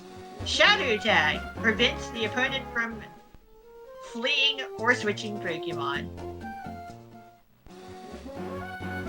It's one of the most important mechanics in Pokemon battling. 4? Although once we hit Gen 6, it will be ineffective against Ghost-type Pokemon. Oh, jeez. How what? Nah, Dana was reacting to something on our Worms game. Yeah, as of Generation 6, Shadow Tag and Arena Trap are completely ineffective against Ghost-type Pokemon.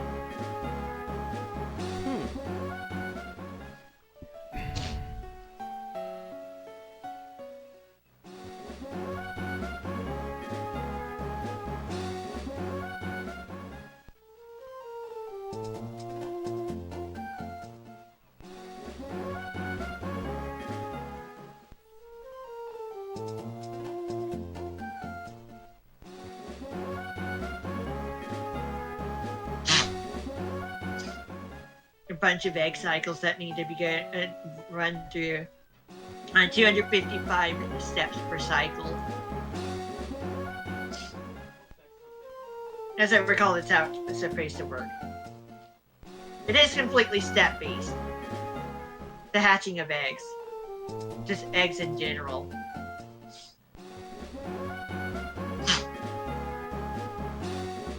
That does allow for eggs to kind of work in. It's like the such thing as does allow for eggs to work in Fire Red and Leaf Green because time kind of doesn't exist there. The day-night cycle not being a thing there. Which again is why Fire Red and Leaf Green retail cartridges don't have the coin batteries in them. That also makes getting Espeon and Umbreon with those games alone impossible.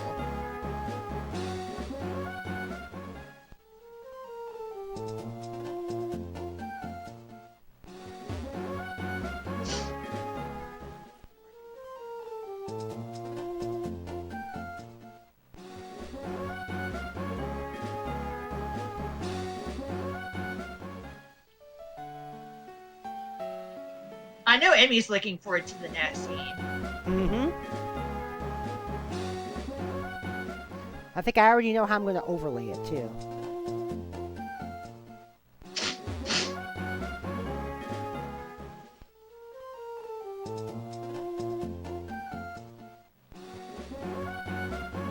I'll just have to hit my flash cartridge, my DS flash cartridge doesn't decide to be too finicky, you know? Although its handling of save files is definitely more efficient.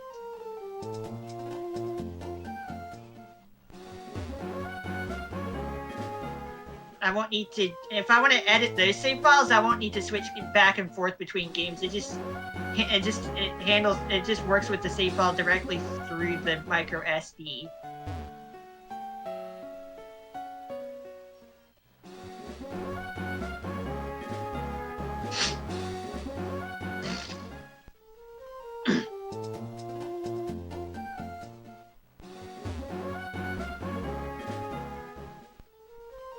But yeah, with this playthrough, I'd like to at least get through the next 2 generations fully before we decide on what to do afterward.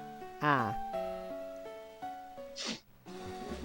Thankfully, Citra still works for me, so if we want to at least make partial playthroughs of the Gen 6 and 7 games, I did a full playthrough of Gen 6 using Citra. There was a lot of rebooting going on. Ended up happening.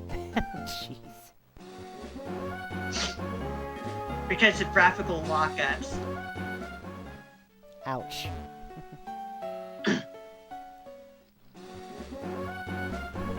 It is still hilarious to me that I was able to send out a Skitty against a Tyrantrum, a big old T-Rex Pokemon that somehow could not defeat my little kitten Pokemon.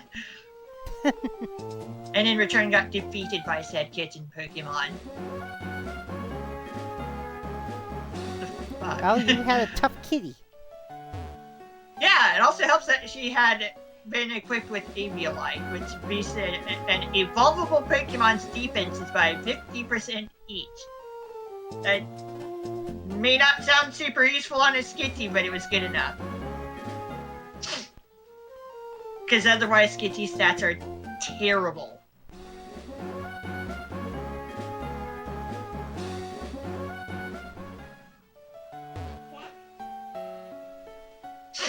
But yes, I have unironically used Eviolite Skitty.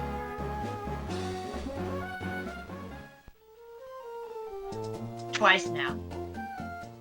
Like, through legitimate, and like, through just regular gameplay.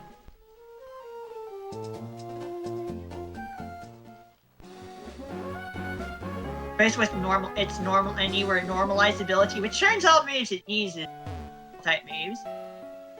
But it's just a funny way to use Thunder Wave on ground type Pokemon because it would then technically count as a normal type move. But I've also used Cute Charm for the ability to use other type moves properly. Ah. But like, yeah. I have actually used Skitty in play. She has actually gotten things done. I'm very proud of her.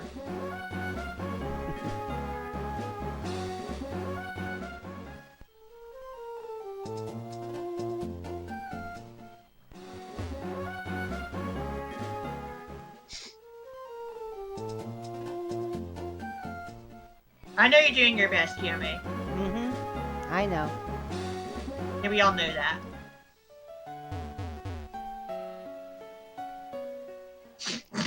You do what you need to do, Kiyome. Yeah. The one thing I'm not looking forward to in the next game is the basically walking speed, surf speed. Oh god, why they nerf it? They accidentally have surf speed. Like, when you go surfing on your Pokemon, the movement speed in Diamond and Pearl only is pathetically. Oh, jeez. It's basically walking speed. I think that might actually technically be the case as well. Maybe it's a little faster than walking speed in the first 2 generations, but I know it's faster in Gen 3. But like, it is extremely noticeable in Diamond and Pearl. Luckily, that is fixed in Platinum. And does not carry over to BDSP either.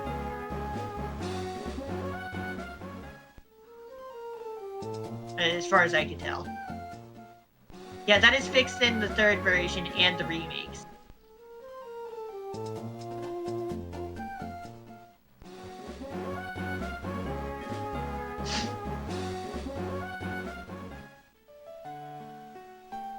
But yeah, this is like one of the biggest issues that fans tend to have with Diamond and Pearl.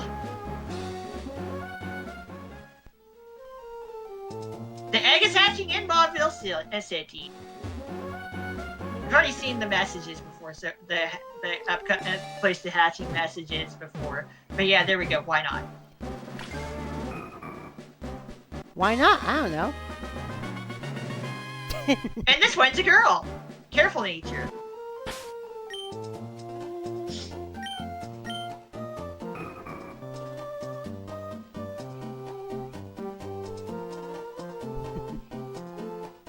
Level 5, of course, because free gen for mechanics. With Yeah. experience points and consistency between. Well, there are definitely certain issues that come about from a certain level 1 Pokemon in Gens 1 and 2 having, well, technically, depends on what experience gain for, like, speed you're dealing with. There are a few different lists of experience levels that you need to get to for your Pokemon to level up, and one of them would have your level 1 Pokemon with less than 0 experience, which kind of causes mathematical problem. Which is why in the first 2 generations Pokemon that come out of your eggs that you hatch, like, they hatch at level 5, which technically makes no sense. And I think they just kind of kept that for Gen 3 for consistency, despite not being officially compatible with the first 2 generations. Generation 4 and onward, when you hatch it, comes with 0 experience. Putting it at level 1.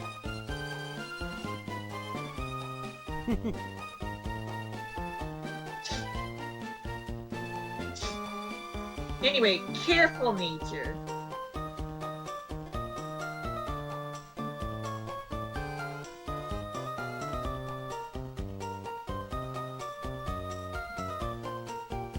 Plus special defense minus special attack, which is fine, because why not in Wobbits that do not attack directly? They instead do a little status stuff, kinda. As they can commit to status protection and counter attack. That's it. That's it. And I guess you can make a case for lowering an opponent's attack stat and making a Pokemon use its most recent move repeatedly for a bit. But like, it is mainly known for status protection and countering both physical and special attacks. Along with trying to take down the opponent with it, I guess. They are not attacking Pokemon. They are also known for trapping opponents' Pokemon. And until things kind of got worked out a little later on in the series, it is specifically why Wobbuffet got banned from standard play.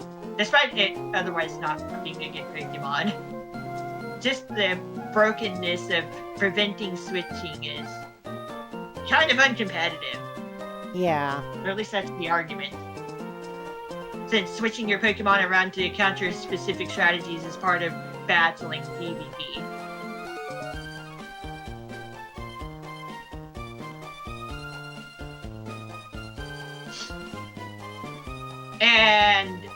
And yeah, until Generation 6, and that, like, there's just no way around Shadow Tag. Unlike with the Arena Trap, where just not being on the ground is good enough. that gets you away from that situation. Then eventually ghost types become immune to both abilities.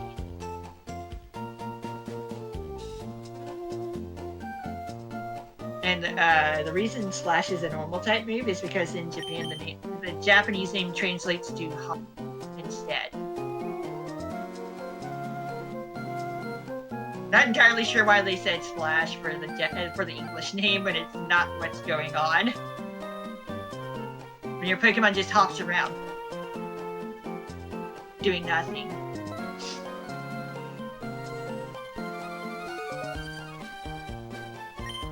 Of course, there's also the meme of Slash being the most ultimately powerful attack ever, where in a highly unlikely situation, it's just somehow OHQs the opponent.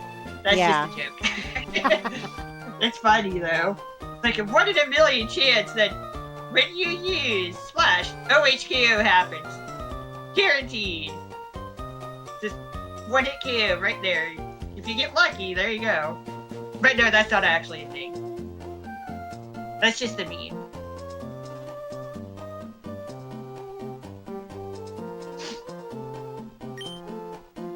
That is just a meme.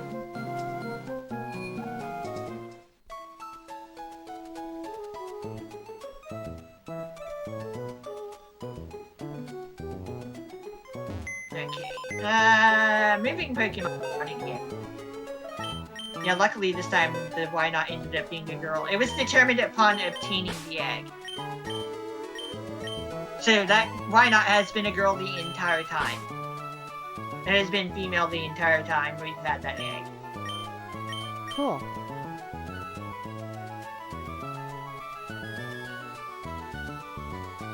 I just noticed something. What? Every Pokemon that we've obtained thus far has been female in this playthrough. Yes!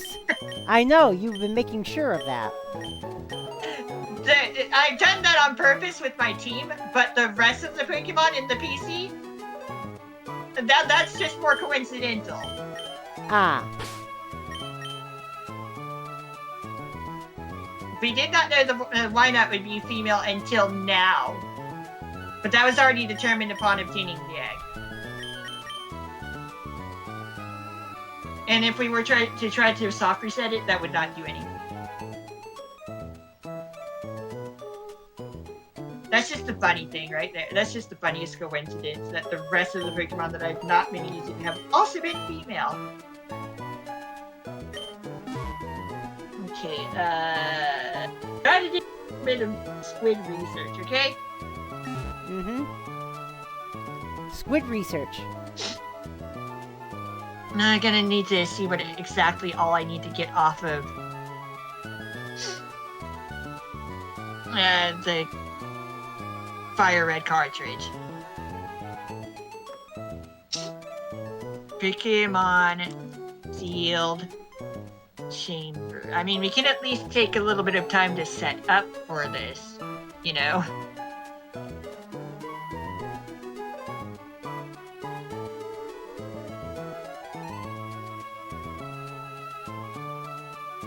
We need something. Okay, so we need something with Dig. We need specifically Wailord and Relicanth.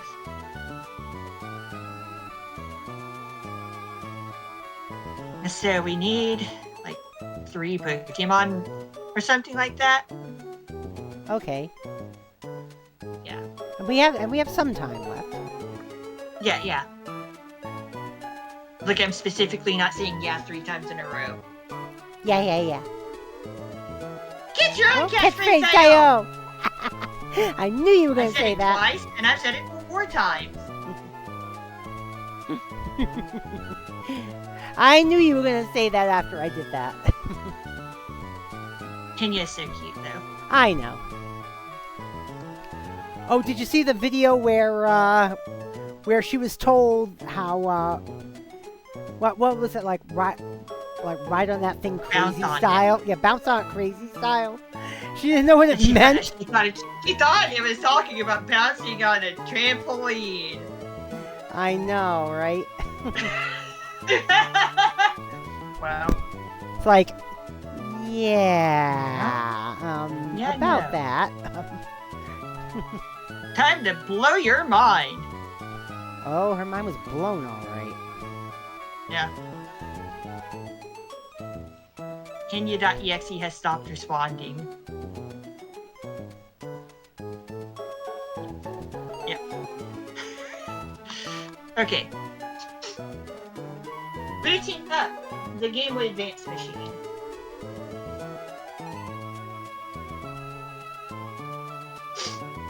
Yeah, also I dug up the regular Game Boy Advance and the link cable from the mess in front of my my GameCube.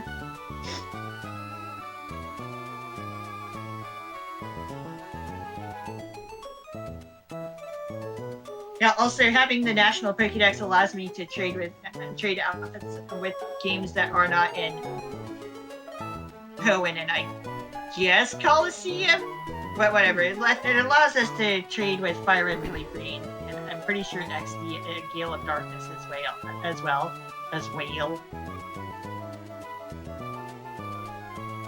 But like it enables more trading and compatibility.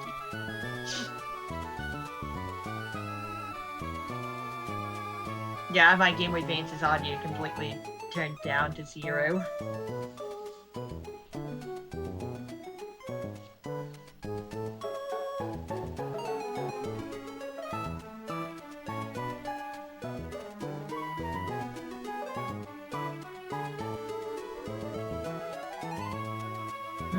I'm looking for the Pokemon that I need.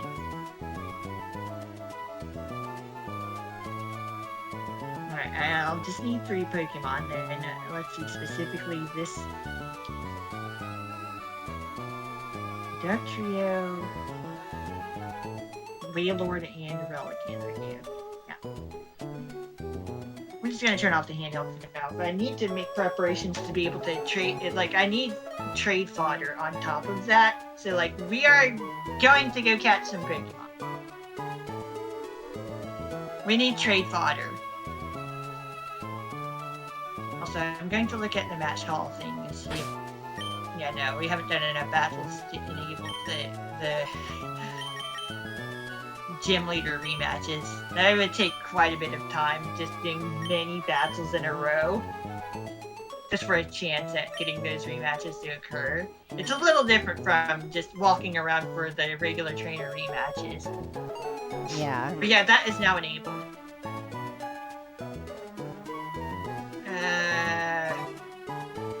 I mean, technically, I do already have enough Pokemon to trade. Because I will just ultimately end up trading the Pokemon that I use back onto Fire Red. To be able to do the transfer forward to Gen 4 for PAL Park reasons.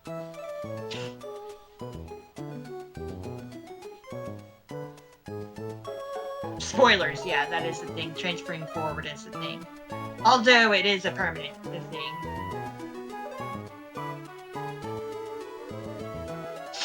We'll cross that bridge when we get to it.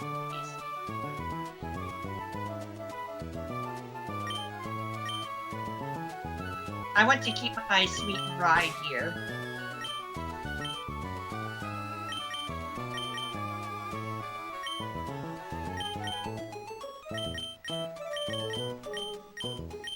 Yeah, the funny thing is that I never did take the Mystic... my cast form to give it to... Azumarill. Let me fix that. It's not like it would have helped all that much.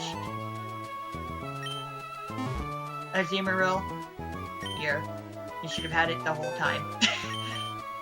I somehow managed to go through the rest of the game after getting cast form without doing that.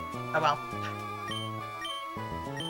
Yeah, that would not have helped a whole lot, but it's just funny that I just now caught that.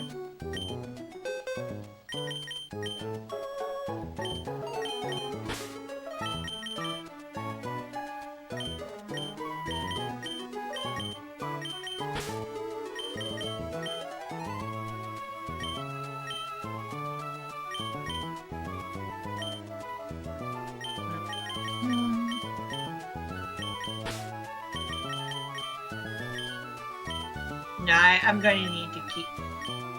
I'm going to need to keep Linard and maybe I should. Maybe I should replace the back half of my team then. Gotta be careful about this because I need the Pokemon with me while being able to surf and dive at the same time, and I don't have those two HM moves on the same Pokemon. So, like, yeah, it's the D3, right? Okay, let me... Yeah, I should just go ahead and boot up the Game Boy Advance again.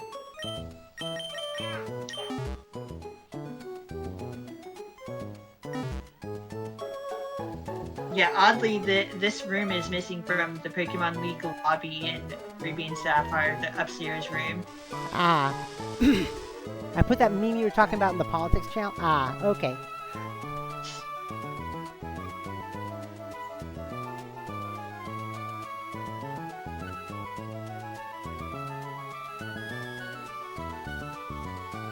I'm getting set up now.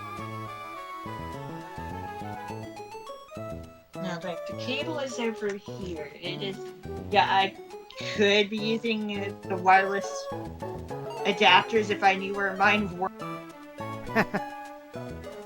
If you knew where they Because I think they're somewhere in my closet. That's all I gotta say. It is very much barricaded off by my mess. That's okay. At least I still have... Calm down. At least I still have my link cable. At least I still have the link cable. We are not going out to try to catch a Relicanth again. Or a Wailord. Or level up a Wailord. Oh well, we don't even have rare candies. Hey, Half! Thanks for the resub! How you doing today, dude? Okay, this room is identical to the Fire Red and Leaf version of this room. Not Ruby and Sapphire. Just as this, well, it's not identical, but it's very similar. It is closer to Fire Red and Leaf Green style than Ruby and Sapphire style.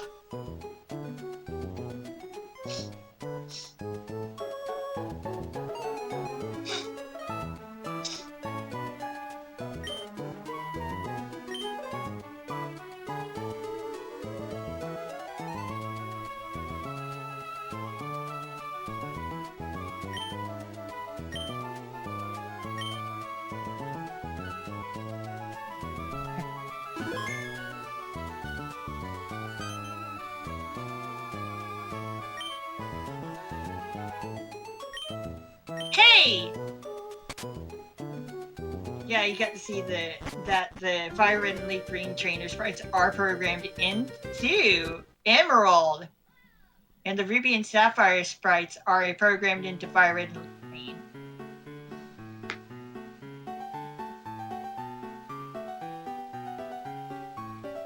I need to actually. You know what? Hold on. I forgot to get out the Pokemon.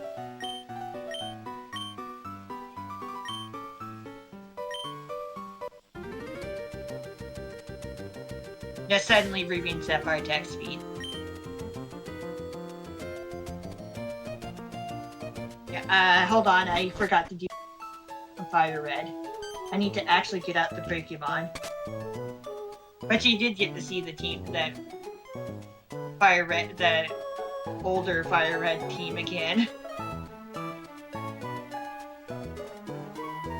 Dinky Tingo works sometimes, okay? Yeah.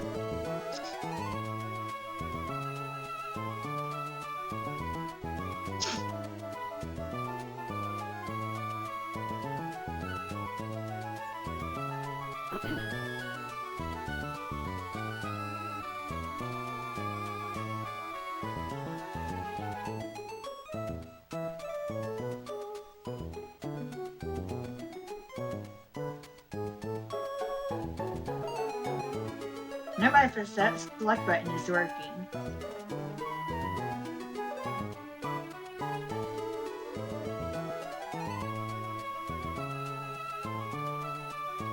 Oh, there we go. My Game Boy Advance is just being a little stubborn with the button presses, that's all.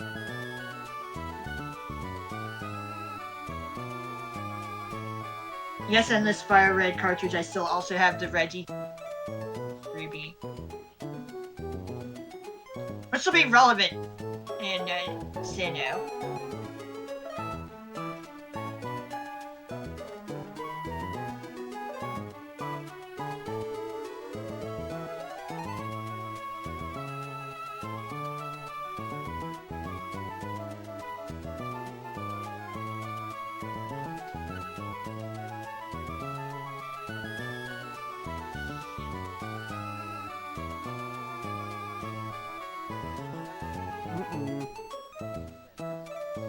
Yeah. But like, let's try this again. Okay? Mm-hmm.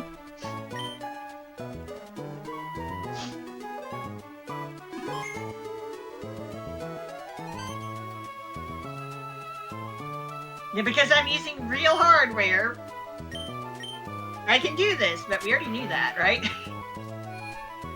Yeah.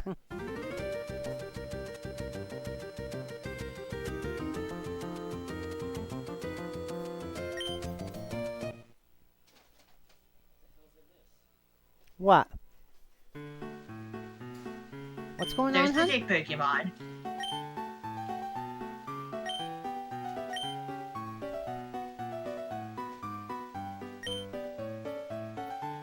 And of course we will get Pokédex entries out of this. Of course.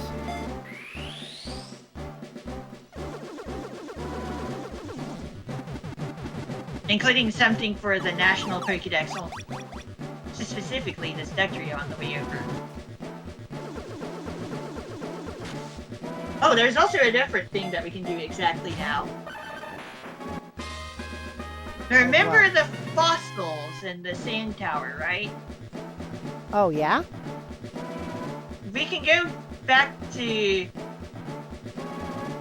Well, we can go to the town that we... You know the town that we go to after through the Sooty area, right? Yeah? Well, Arbor Town. We can go to the west of there, go to the Fossil Mania. There's a house that we can go to and get things done with now. Cool.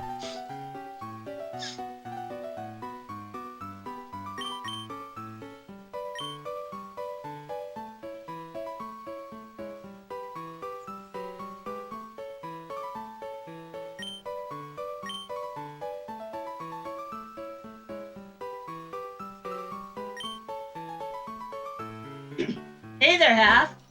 Mm-hmm. Yeah, I mentioned having it's a 2v2 duel only in one day? day. Depends on how many teams we get. Yeah, I guess either way I'm going to end up doing my nightly walk beforehand. But yeah, it depends on how many teams And yes, we I'm get. going to be switching back to my Switch 1. I like how I can use my weird Switch Switch capture setup with my Switch 2.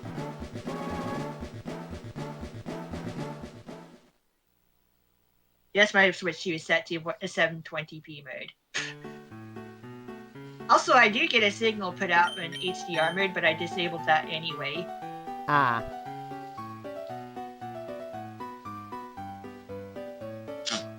Yeah, that was basically the compatibility. That was the biggest concern I had with my capture setup and Switch 2. Turns out I didn't need...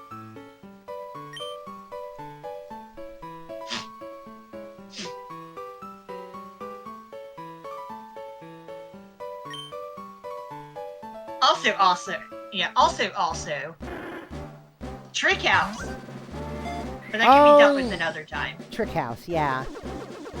That can be dealt with another time. The upcoming challenge will be the final one. Of course, once I'm done with setting up of what we're doing right now, I will save next to the Trick House itself. As we've done before.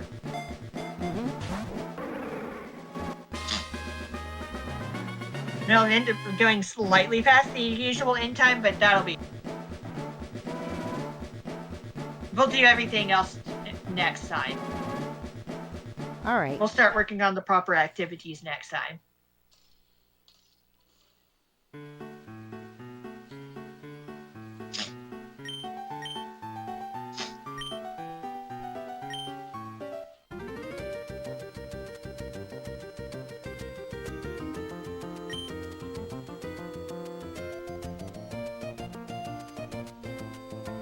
"41 hours, 1 minute, 25 seconds is the Hall of Fame debut, according to what I see on the other game.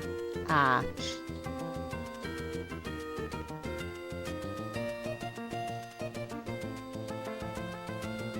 This card does not look very bronze.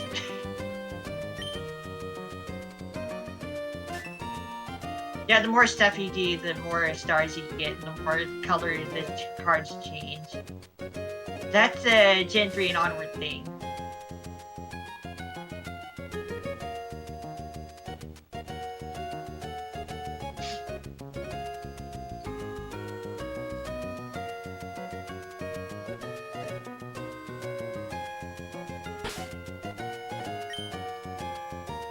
Yeah, well, I will.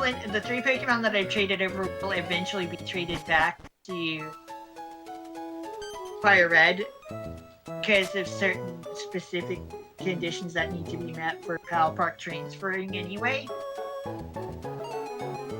Ah. But we'll I guess we could discuss that later on as well Yeah. in the Diamond post game. But to summarize it, 6 Pokemon. Oh, Half is asking you, Ranko, if you want to be his 2v2 partner for the tourney tomorrow. I guess we could do that. Excuse me, tomorrow? Tomorrow, yes. Yes. Starting at 9 p.m. Eastern. We just had the tourney like last month for the last one, right? No, No. that was a Like, Splatfest. No, like The bowling thing The was a Ranko Cup, that was Splatfest. months ago. The Ranko Cup No, was like- January. that wasn't. No, Cammy, it's not October. I know. My brain is so fried on the fucking time.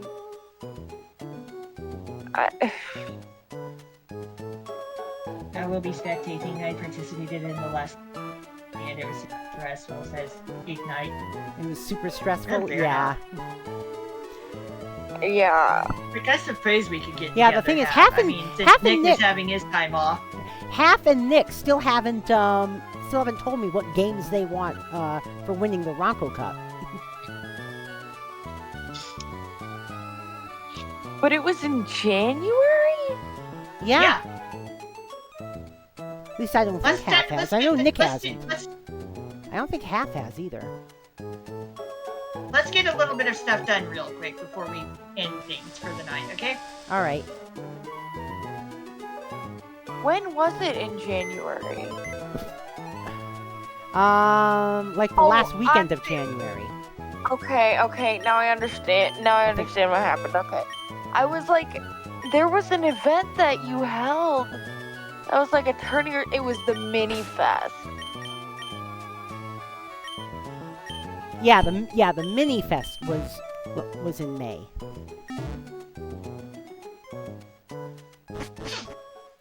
We're going to go get the other fossil. That is exactly what is possible now. The exclusive to Emerald in the Hoenn region. You can actually... Yeah, just quick spoiler, you can actually get red fossils in this game. I actually don't think that I was even around for the Ranko Cup this past year because I was Fossil pretty Maniac's house. goddamn sick in January this year. I was pretty goddamn sick in January.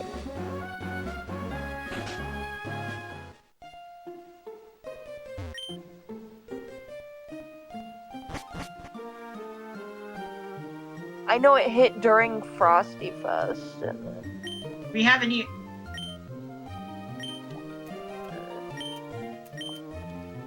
We're going anyway. There is a new opening in Emerald only at the back of the team. Desert Underpass. Ha. This is a post-game only location exclusive to Emerald. Oh, wow.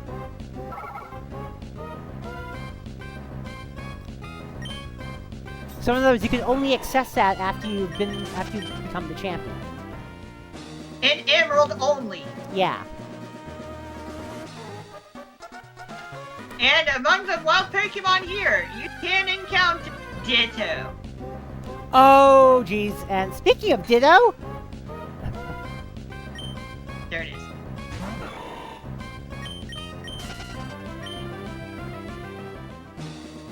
Funny thing is that most of the Pokemon that we can find here are purple. yeah, Whismur and Ditto, and Yeah, probably some Whisper other- and Ditto. Yeah, Whisper and Ditto. This game is long! Yeah, I know. This is what, stream number 20 of Pokemon Emerald so far? This room is long. Oh. I forgot how long this room is. Long room is long. Yeah. But it is not as long as the longest long cat. Oh, yeah. That thing stretches forever. Which Long reminds cat. me of Stretch Armstrong and how his arms stretch into next week. Stretch Armstrong, your arms stretch out so long they stretch out into next week. The next week. And yeah, the fossil that you do not choose in the sand tower is what pops up here. Oh, gee. We got the claw fossil, and now we get the root fossil. Now to walk all the way back, Oh, no. because I did not bring Dugtrio with me. Ah. That's okay. Maybe you should have. Who cares? There's really nothing else here.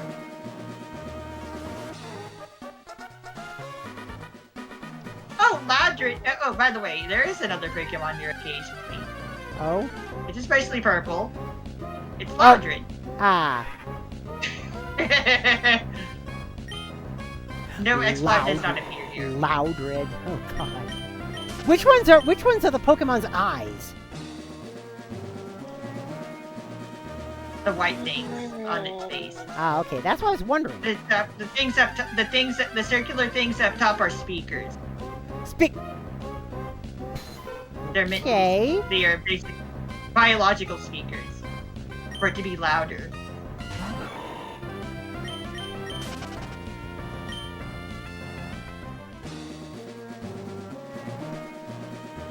But they are effectively sophisticated speakers. They are designed to look like speakers.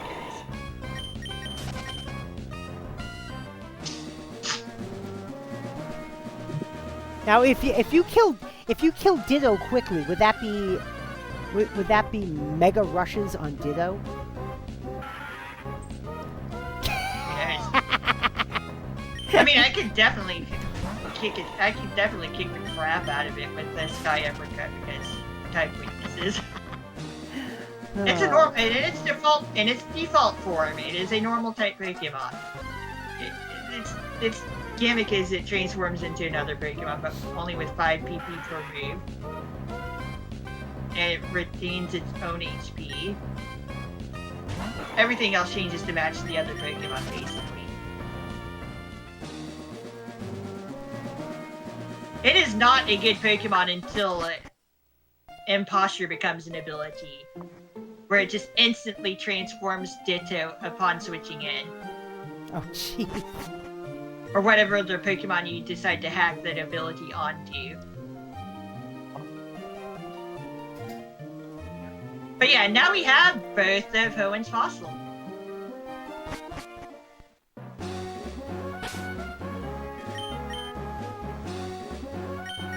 Get one during the main game, get the other post game.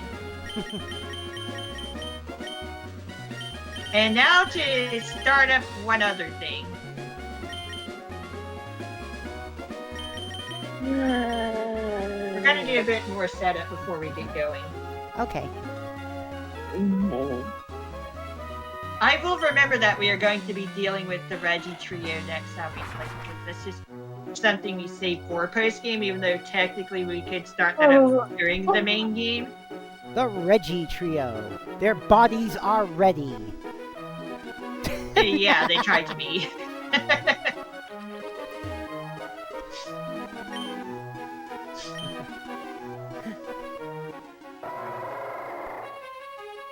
Already messed up. Oh no!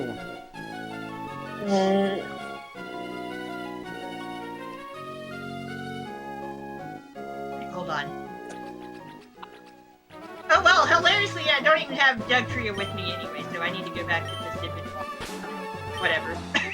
Oh, jeez. I need Dig with me.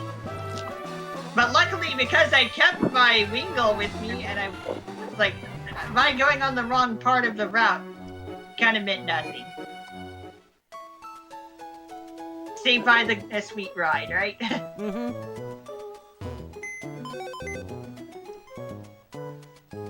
I really want to stream or do something. Screen. But I just... You just don't have the energy for it. I'm in way too much fucking serious. Oh, hun, stop.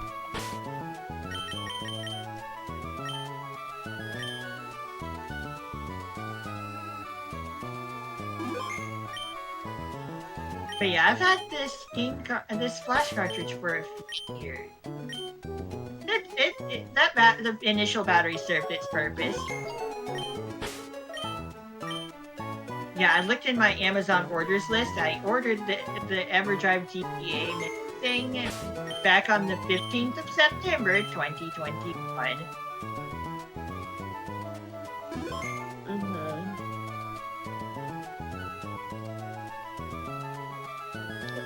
Okay, I need to go from a very specific spot to get to the non-rapids area.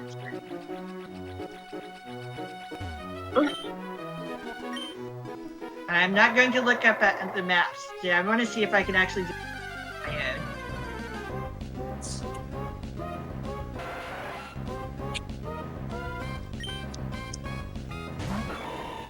I want to see if I can do this on my own. I think I know exactly what level where I need to be for this to work.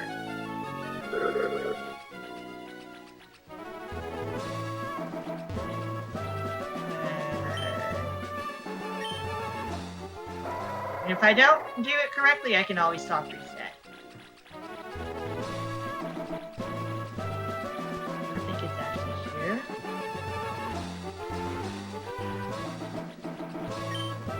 Yeah, that's too high.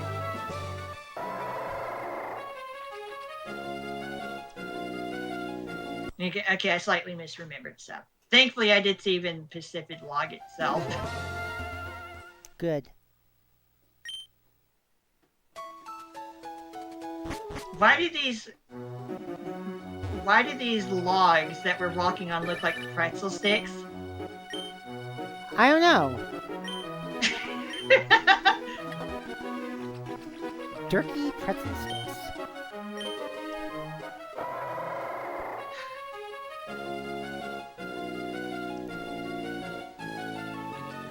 I guess we can go down all the way as low as possible and see where that takes me. Okay, yeah. I need to stay downward.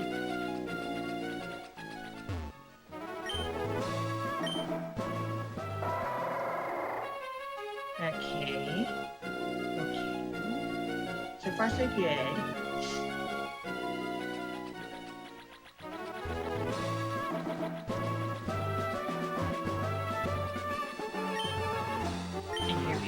This is the important part. I need to be around the middle of the left side of this. Okay, I nailed it. Got it exactly right. We're good. Good. I remembered! Woot!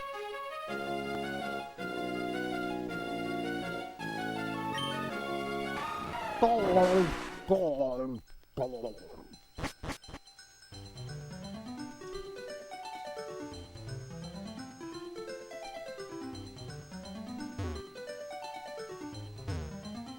up here. Only on this tile. Oh, it's Braille. Yeah. And then you get the entire Braille alphabet inside the sealed chamber.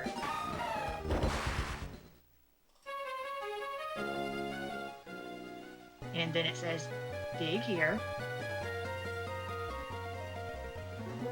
I was looking at the article on Bumblebeanie, so whatever. That's okay.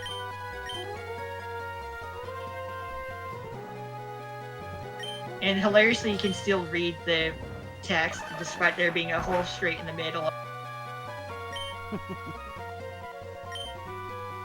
We're not going to read the rest of the stuff. We've read it before. There is a change in the back panel's text, though. Oh? Instead of it being Relicanth in the lead and Wailord at the final spot, it's the other way around in Emerald. Oh, jeez. The order is reversed in Emerald only.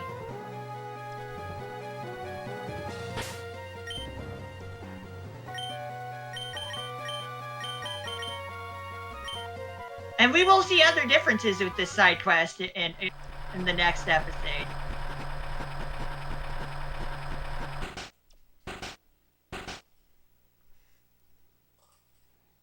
A door opened somewhere far away. 3 doors, actually.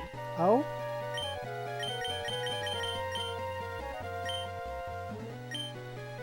And thankfully, surfing from here will take us to where we went to save next. Because the trick house is near Slateport City. We can only surf towards Slateport City from here. Ah.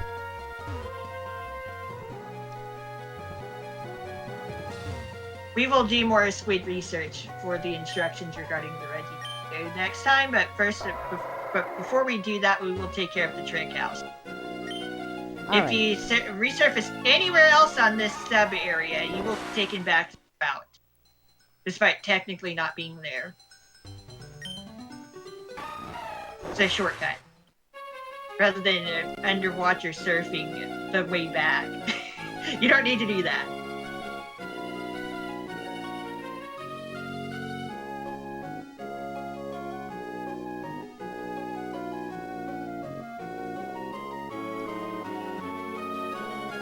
And I'm going to retrieve the back half of my team, of course.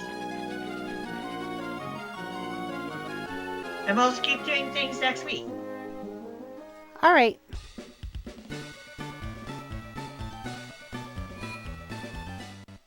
Yeah, luckily I did end up fixing my flash cartridge. Yeah. Thankfully, there is a battery store in my area. Batteries and bulbs? Formerly Batteries plus bulb. Well, that's what I mean. Formerly batteries plus. Yeah, that place has been there for a while. We will end up trading those 3 Pokemon back to the Fire Red cartridge. But for the time being, they can just rest in this PC. Alright. And we need to get back over to Route 110. We need to get to the trick house. We're gonna save outside of it. Route 110? But that doesn't exist anymore. They changed it to Route 62. Ha! Road jokes. Yep. Minnesota Road Geek jokes. Yep. Minnesota. Oh, yeah. Oh, yeah, you betcha.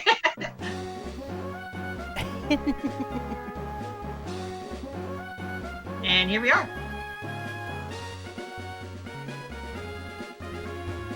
That's just to back up the save file. We'll swap between games and back and forth just for the heck of it.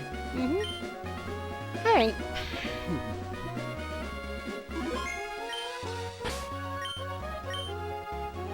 Triple save, swap, swap. Save, swap, swap. Save, swap, swap. Save, swap, swap. Born to save SWAT, baby. Born to save SWAT, yeah. Sure.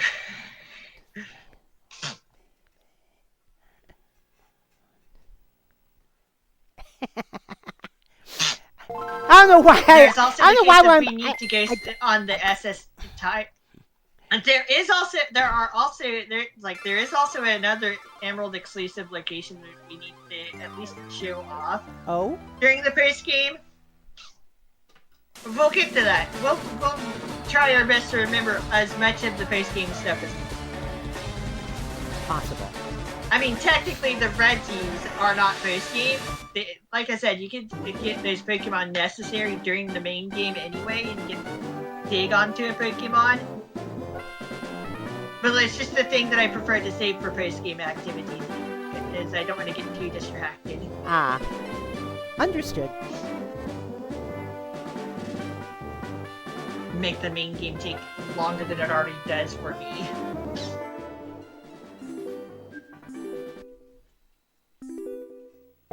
And we're done for the day. We're getting back to the Emerald title screen. Yeah. All right, let's do some shout outs here. Let me see. Yeah. It's there. Okay, we are going to reboot. And we soft reset and let the title sequence go.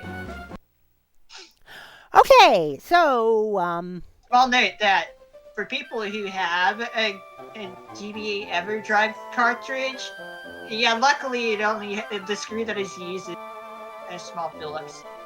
Ah. So the screwdriver, one of the screwdrivers that I'd gotten with in a glasses repair kit a long time ago, it's good enough. Ah. Easy repair because you only need to slip the battery, undo the screws, slip the battery out, and slip the new one in. You do not need to solder with the EverDrive cartridges, thankfully. Unlike with retail and game cartridges of old. Ah.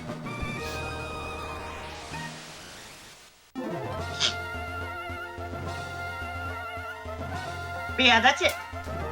This game next week. We are champions, of course.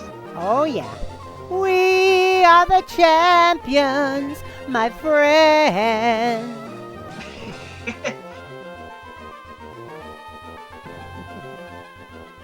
I just think this game came out after the DS. Weird. Alright, I gave Ranko and Kiyome shout outs there in the chat. Make sure you're following them both. Tomorrow, it is our annual Summer Fling 2v2 Splatoon 3 tournament. We start at 9 p.m. Eastern on that. So I know usually the Summer Fling is in June, but we didn't have time to do it in June this year, so we're doing it in July. As usual, the first place team gets games of their choice within reason, and second place gets $10 gift cards to the eShop or regional equivalent. Which reminds me, the winners of those in the Ranko Cup, I still haven't been able to get in touch with them. Oh well. Because if I recall, they're both Canadian. And I want to know what region they want their stuff in, but I can't get in touch with them. I don't know how to contact them. Maybe give them to the third place players. No, that would not be fair. But keep in mind, if you haven't received just don't distribute them. Yeah, if you haven't received your prizes yet, they are still waiting for you. I just need to be able to contact you. Dana's like, just forget about it and give them all to me.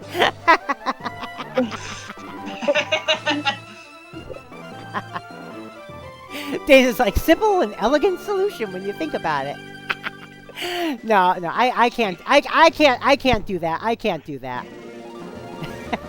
I can't do that. I mean, I've built up a level of trust regarding contests and prizes, and I want to keep that, and I want to keep that trust going. So. Yeah. Yeah, you're Whatever happens, usually happens. you are pretty good about that stuff. Well, of course. I mean, if I'm going to offer a prize, I'm going to come through on it. Yeah. I mean, the only times that you've ever really, like, not, based on what you've said, is when you literally cannot get in touch with them. Yeah. Or they will not. And also, respond there's a to couple you. from Team 10 Pin. There's a couple from Team 10 Pin who I still owe gift cards to as well. I haven't been able to get in touch with them either. But everyone else from Team 10 Pin has their gift cards. I'll figure out what to do in the morning. All right. Okay, then. Let's get the credits rolling here.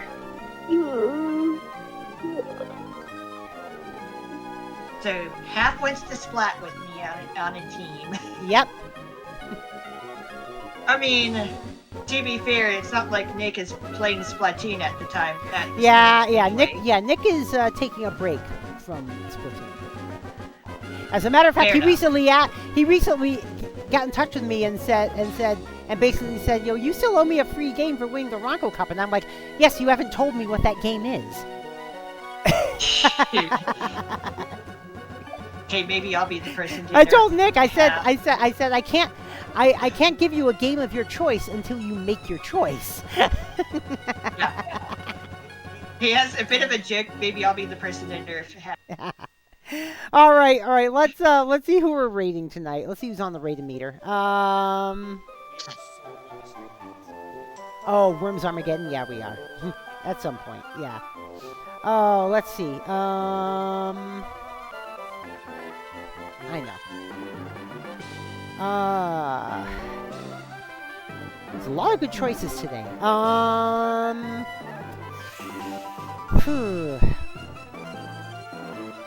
Cool thing I did last night is I got to raid Asada Frax toward the end of the stream, but I got to raid him. I think GC2 is almost off for the night. GC2 is probably it. Yeah, GC2 is Yeah. almost off for the night.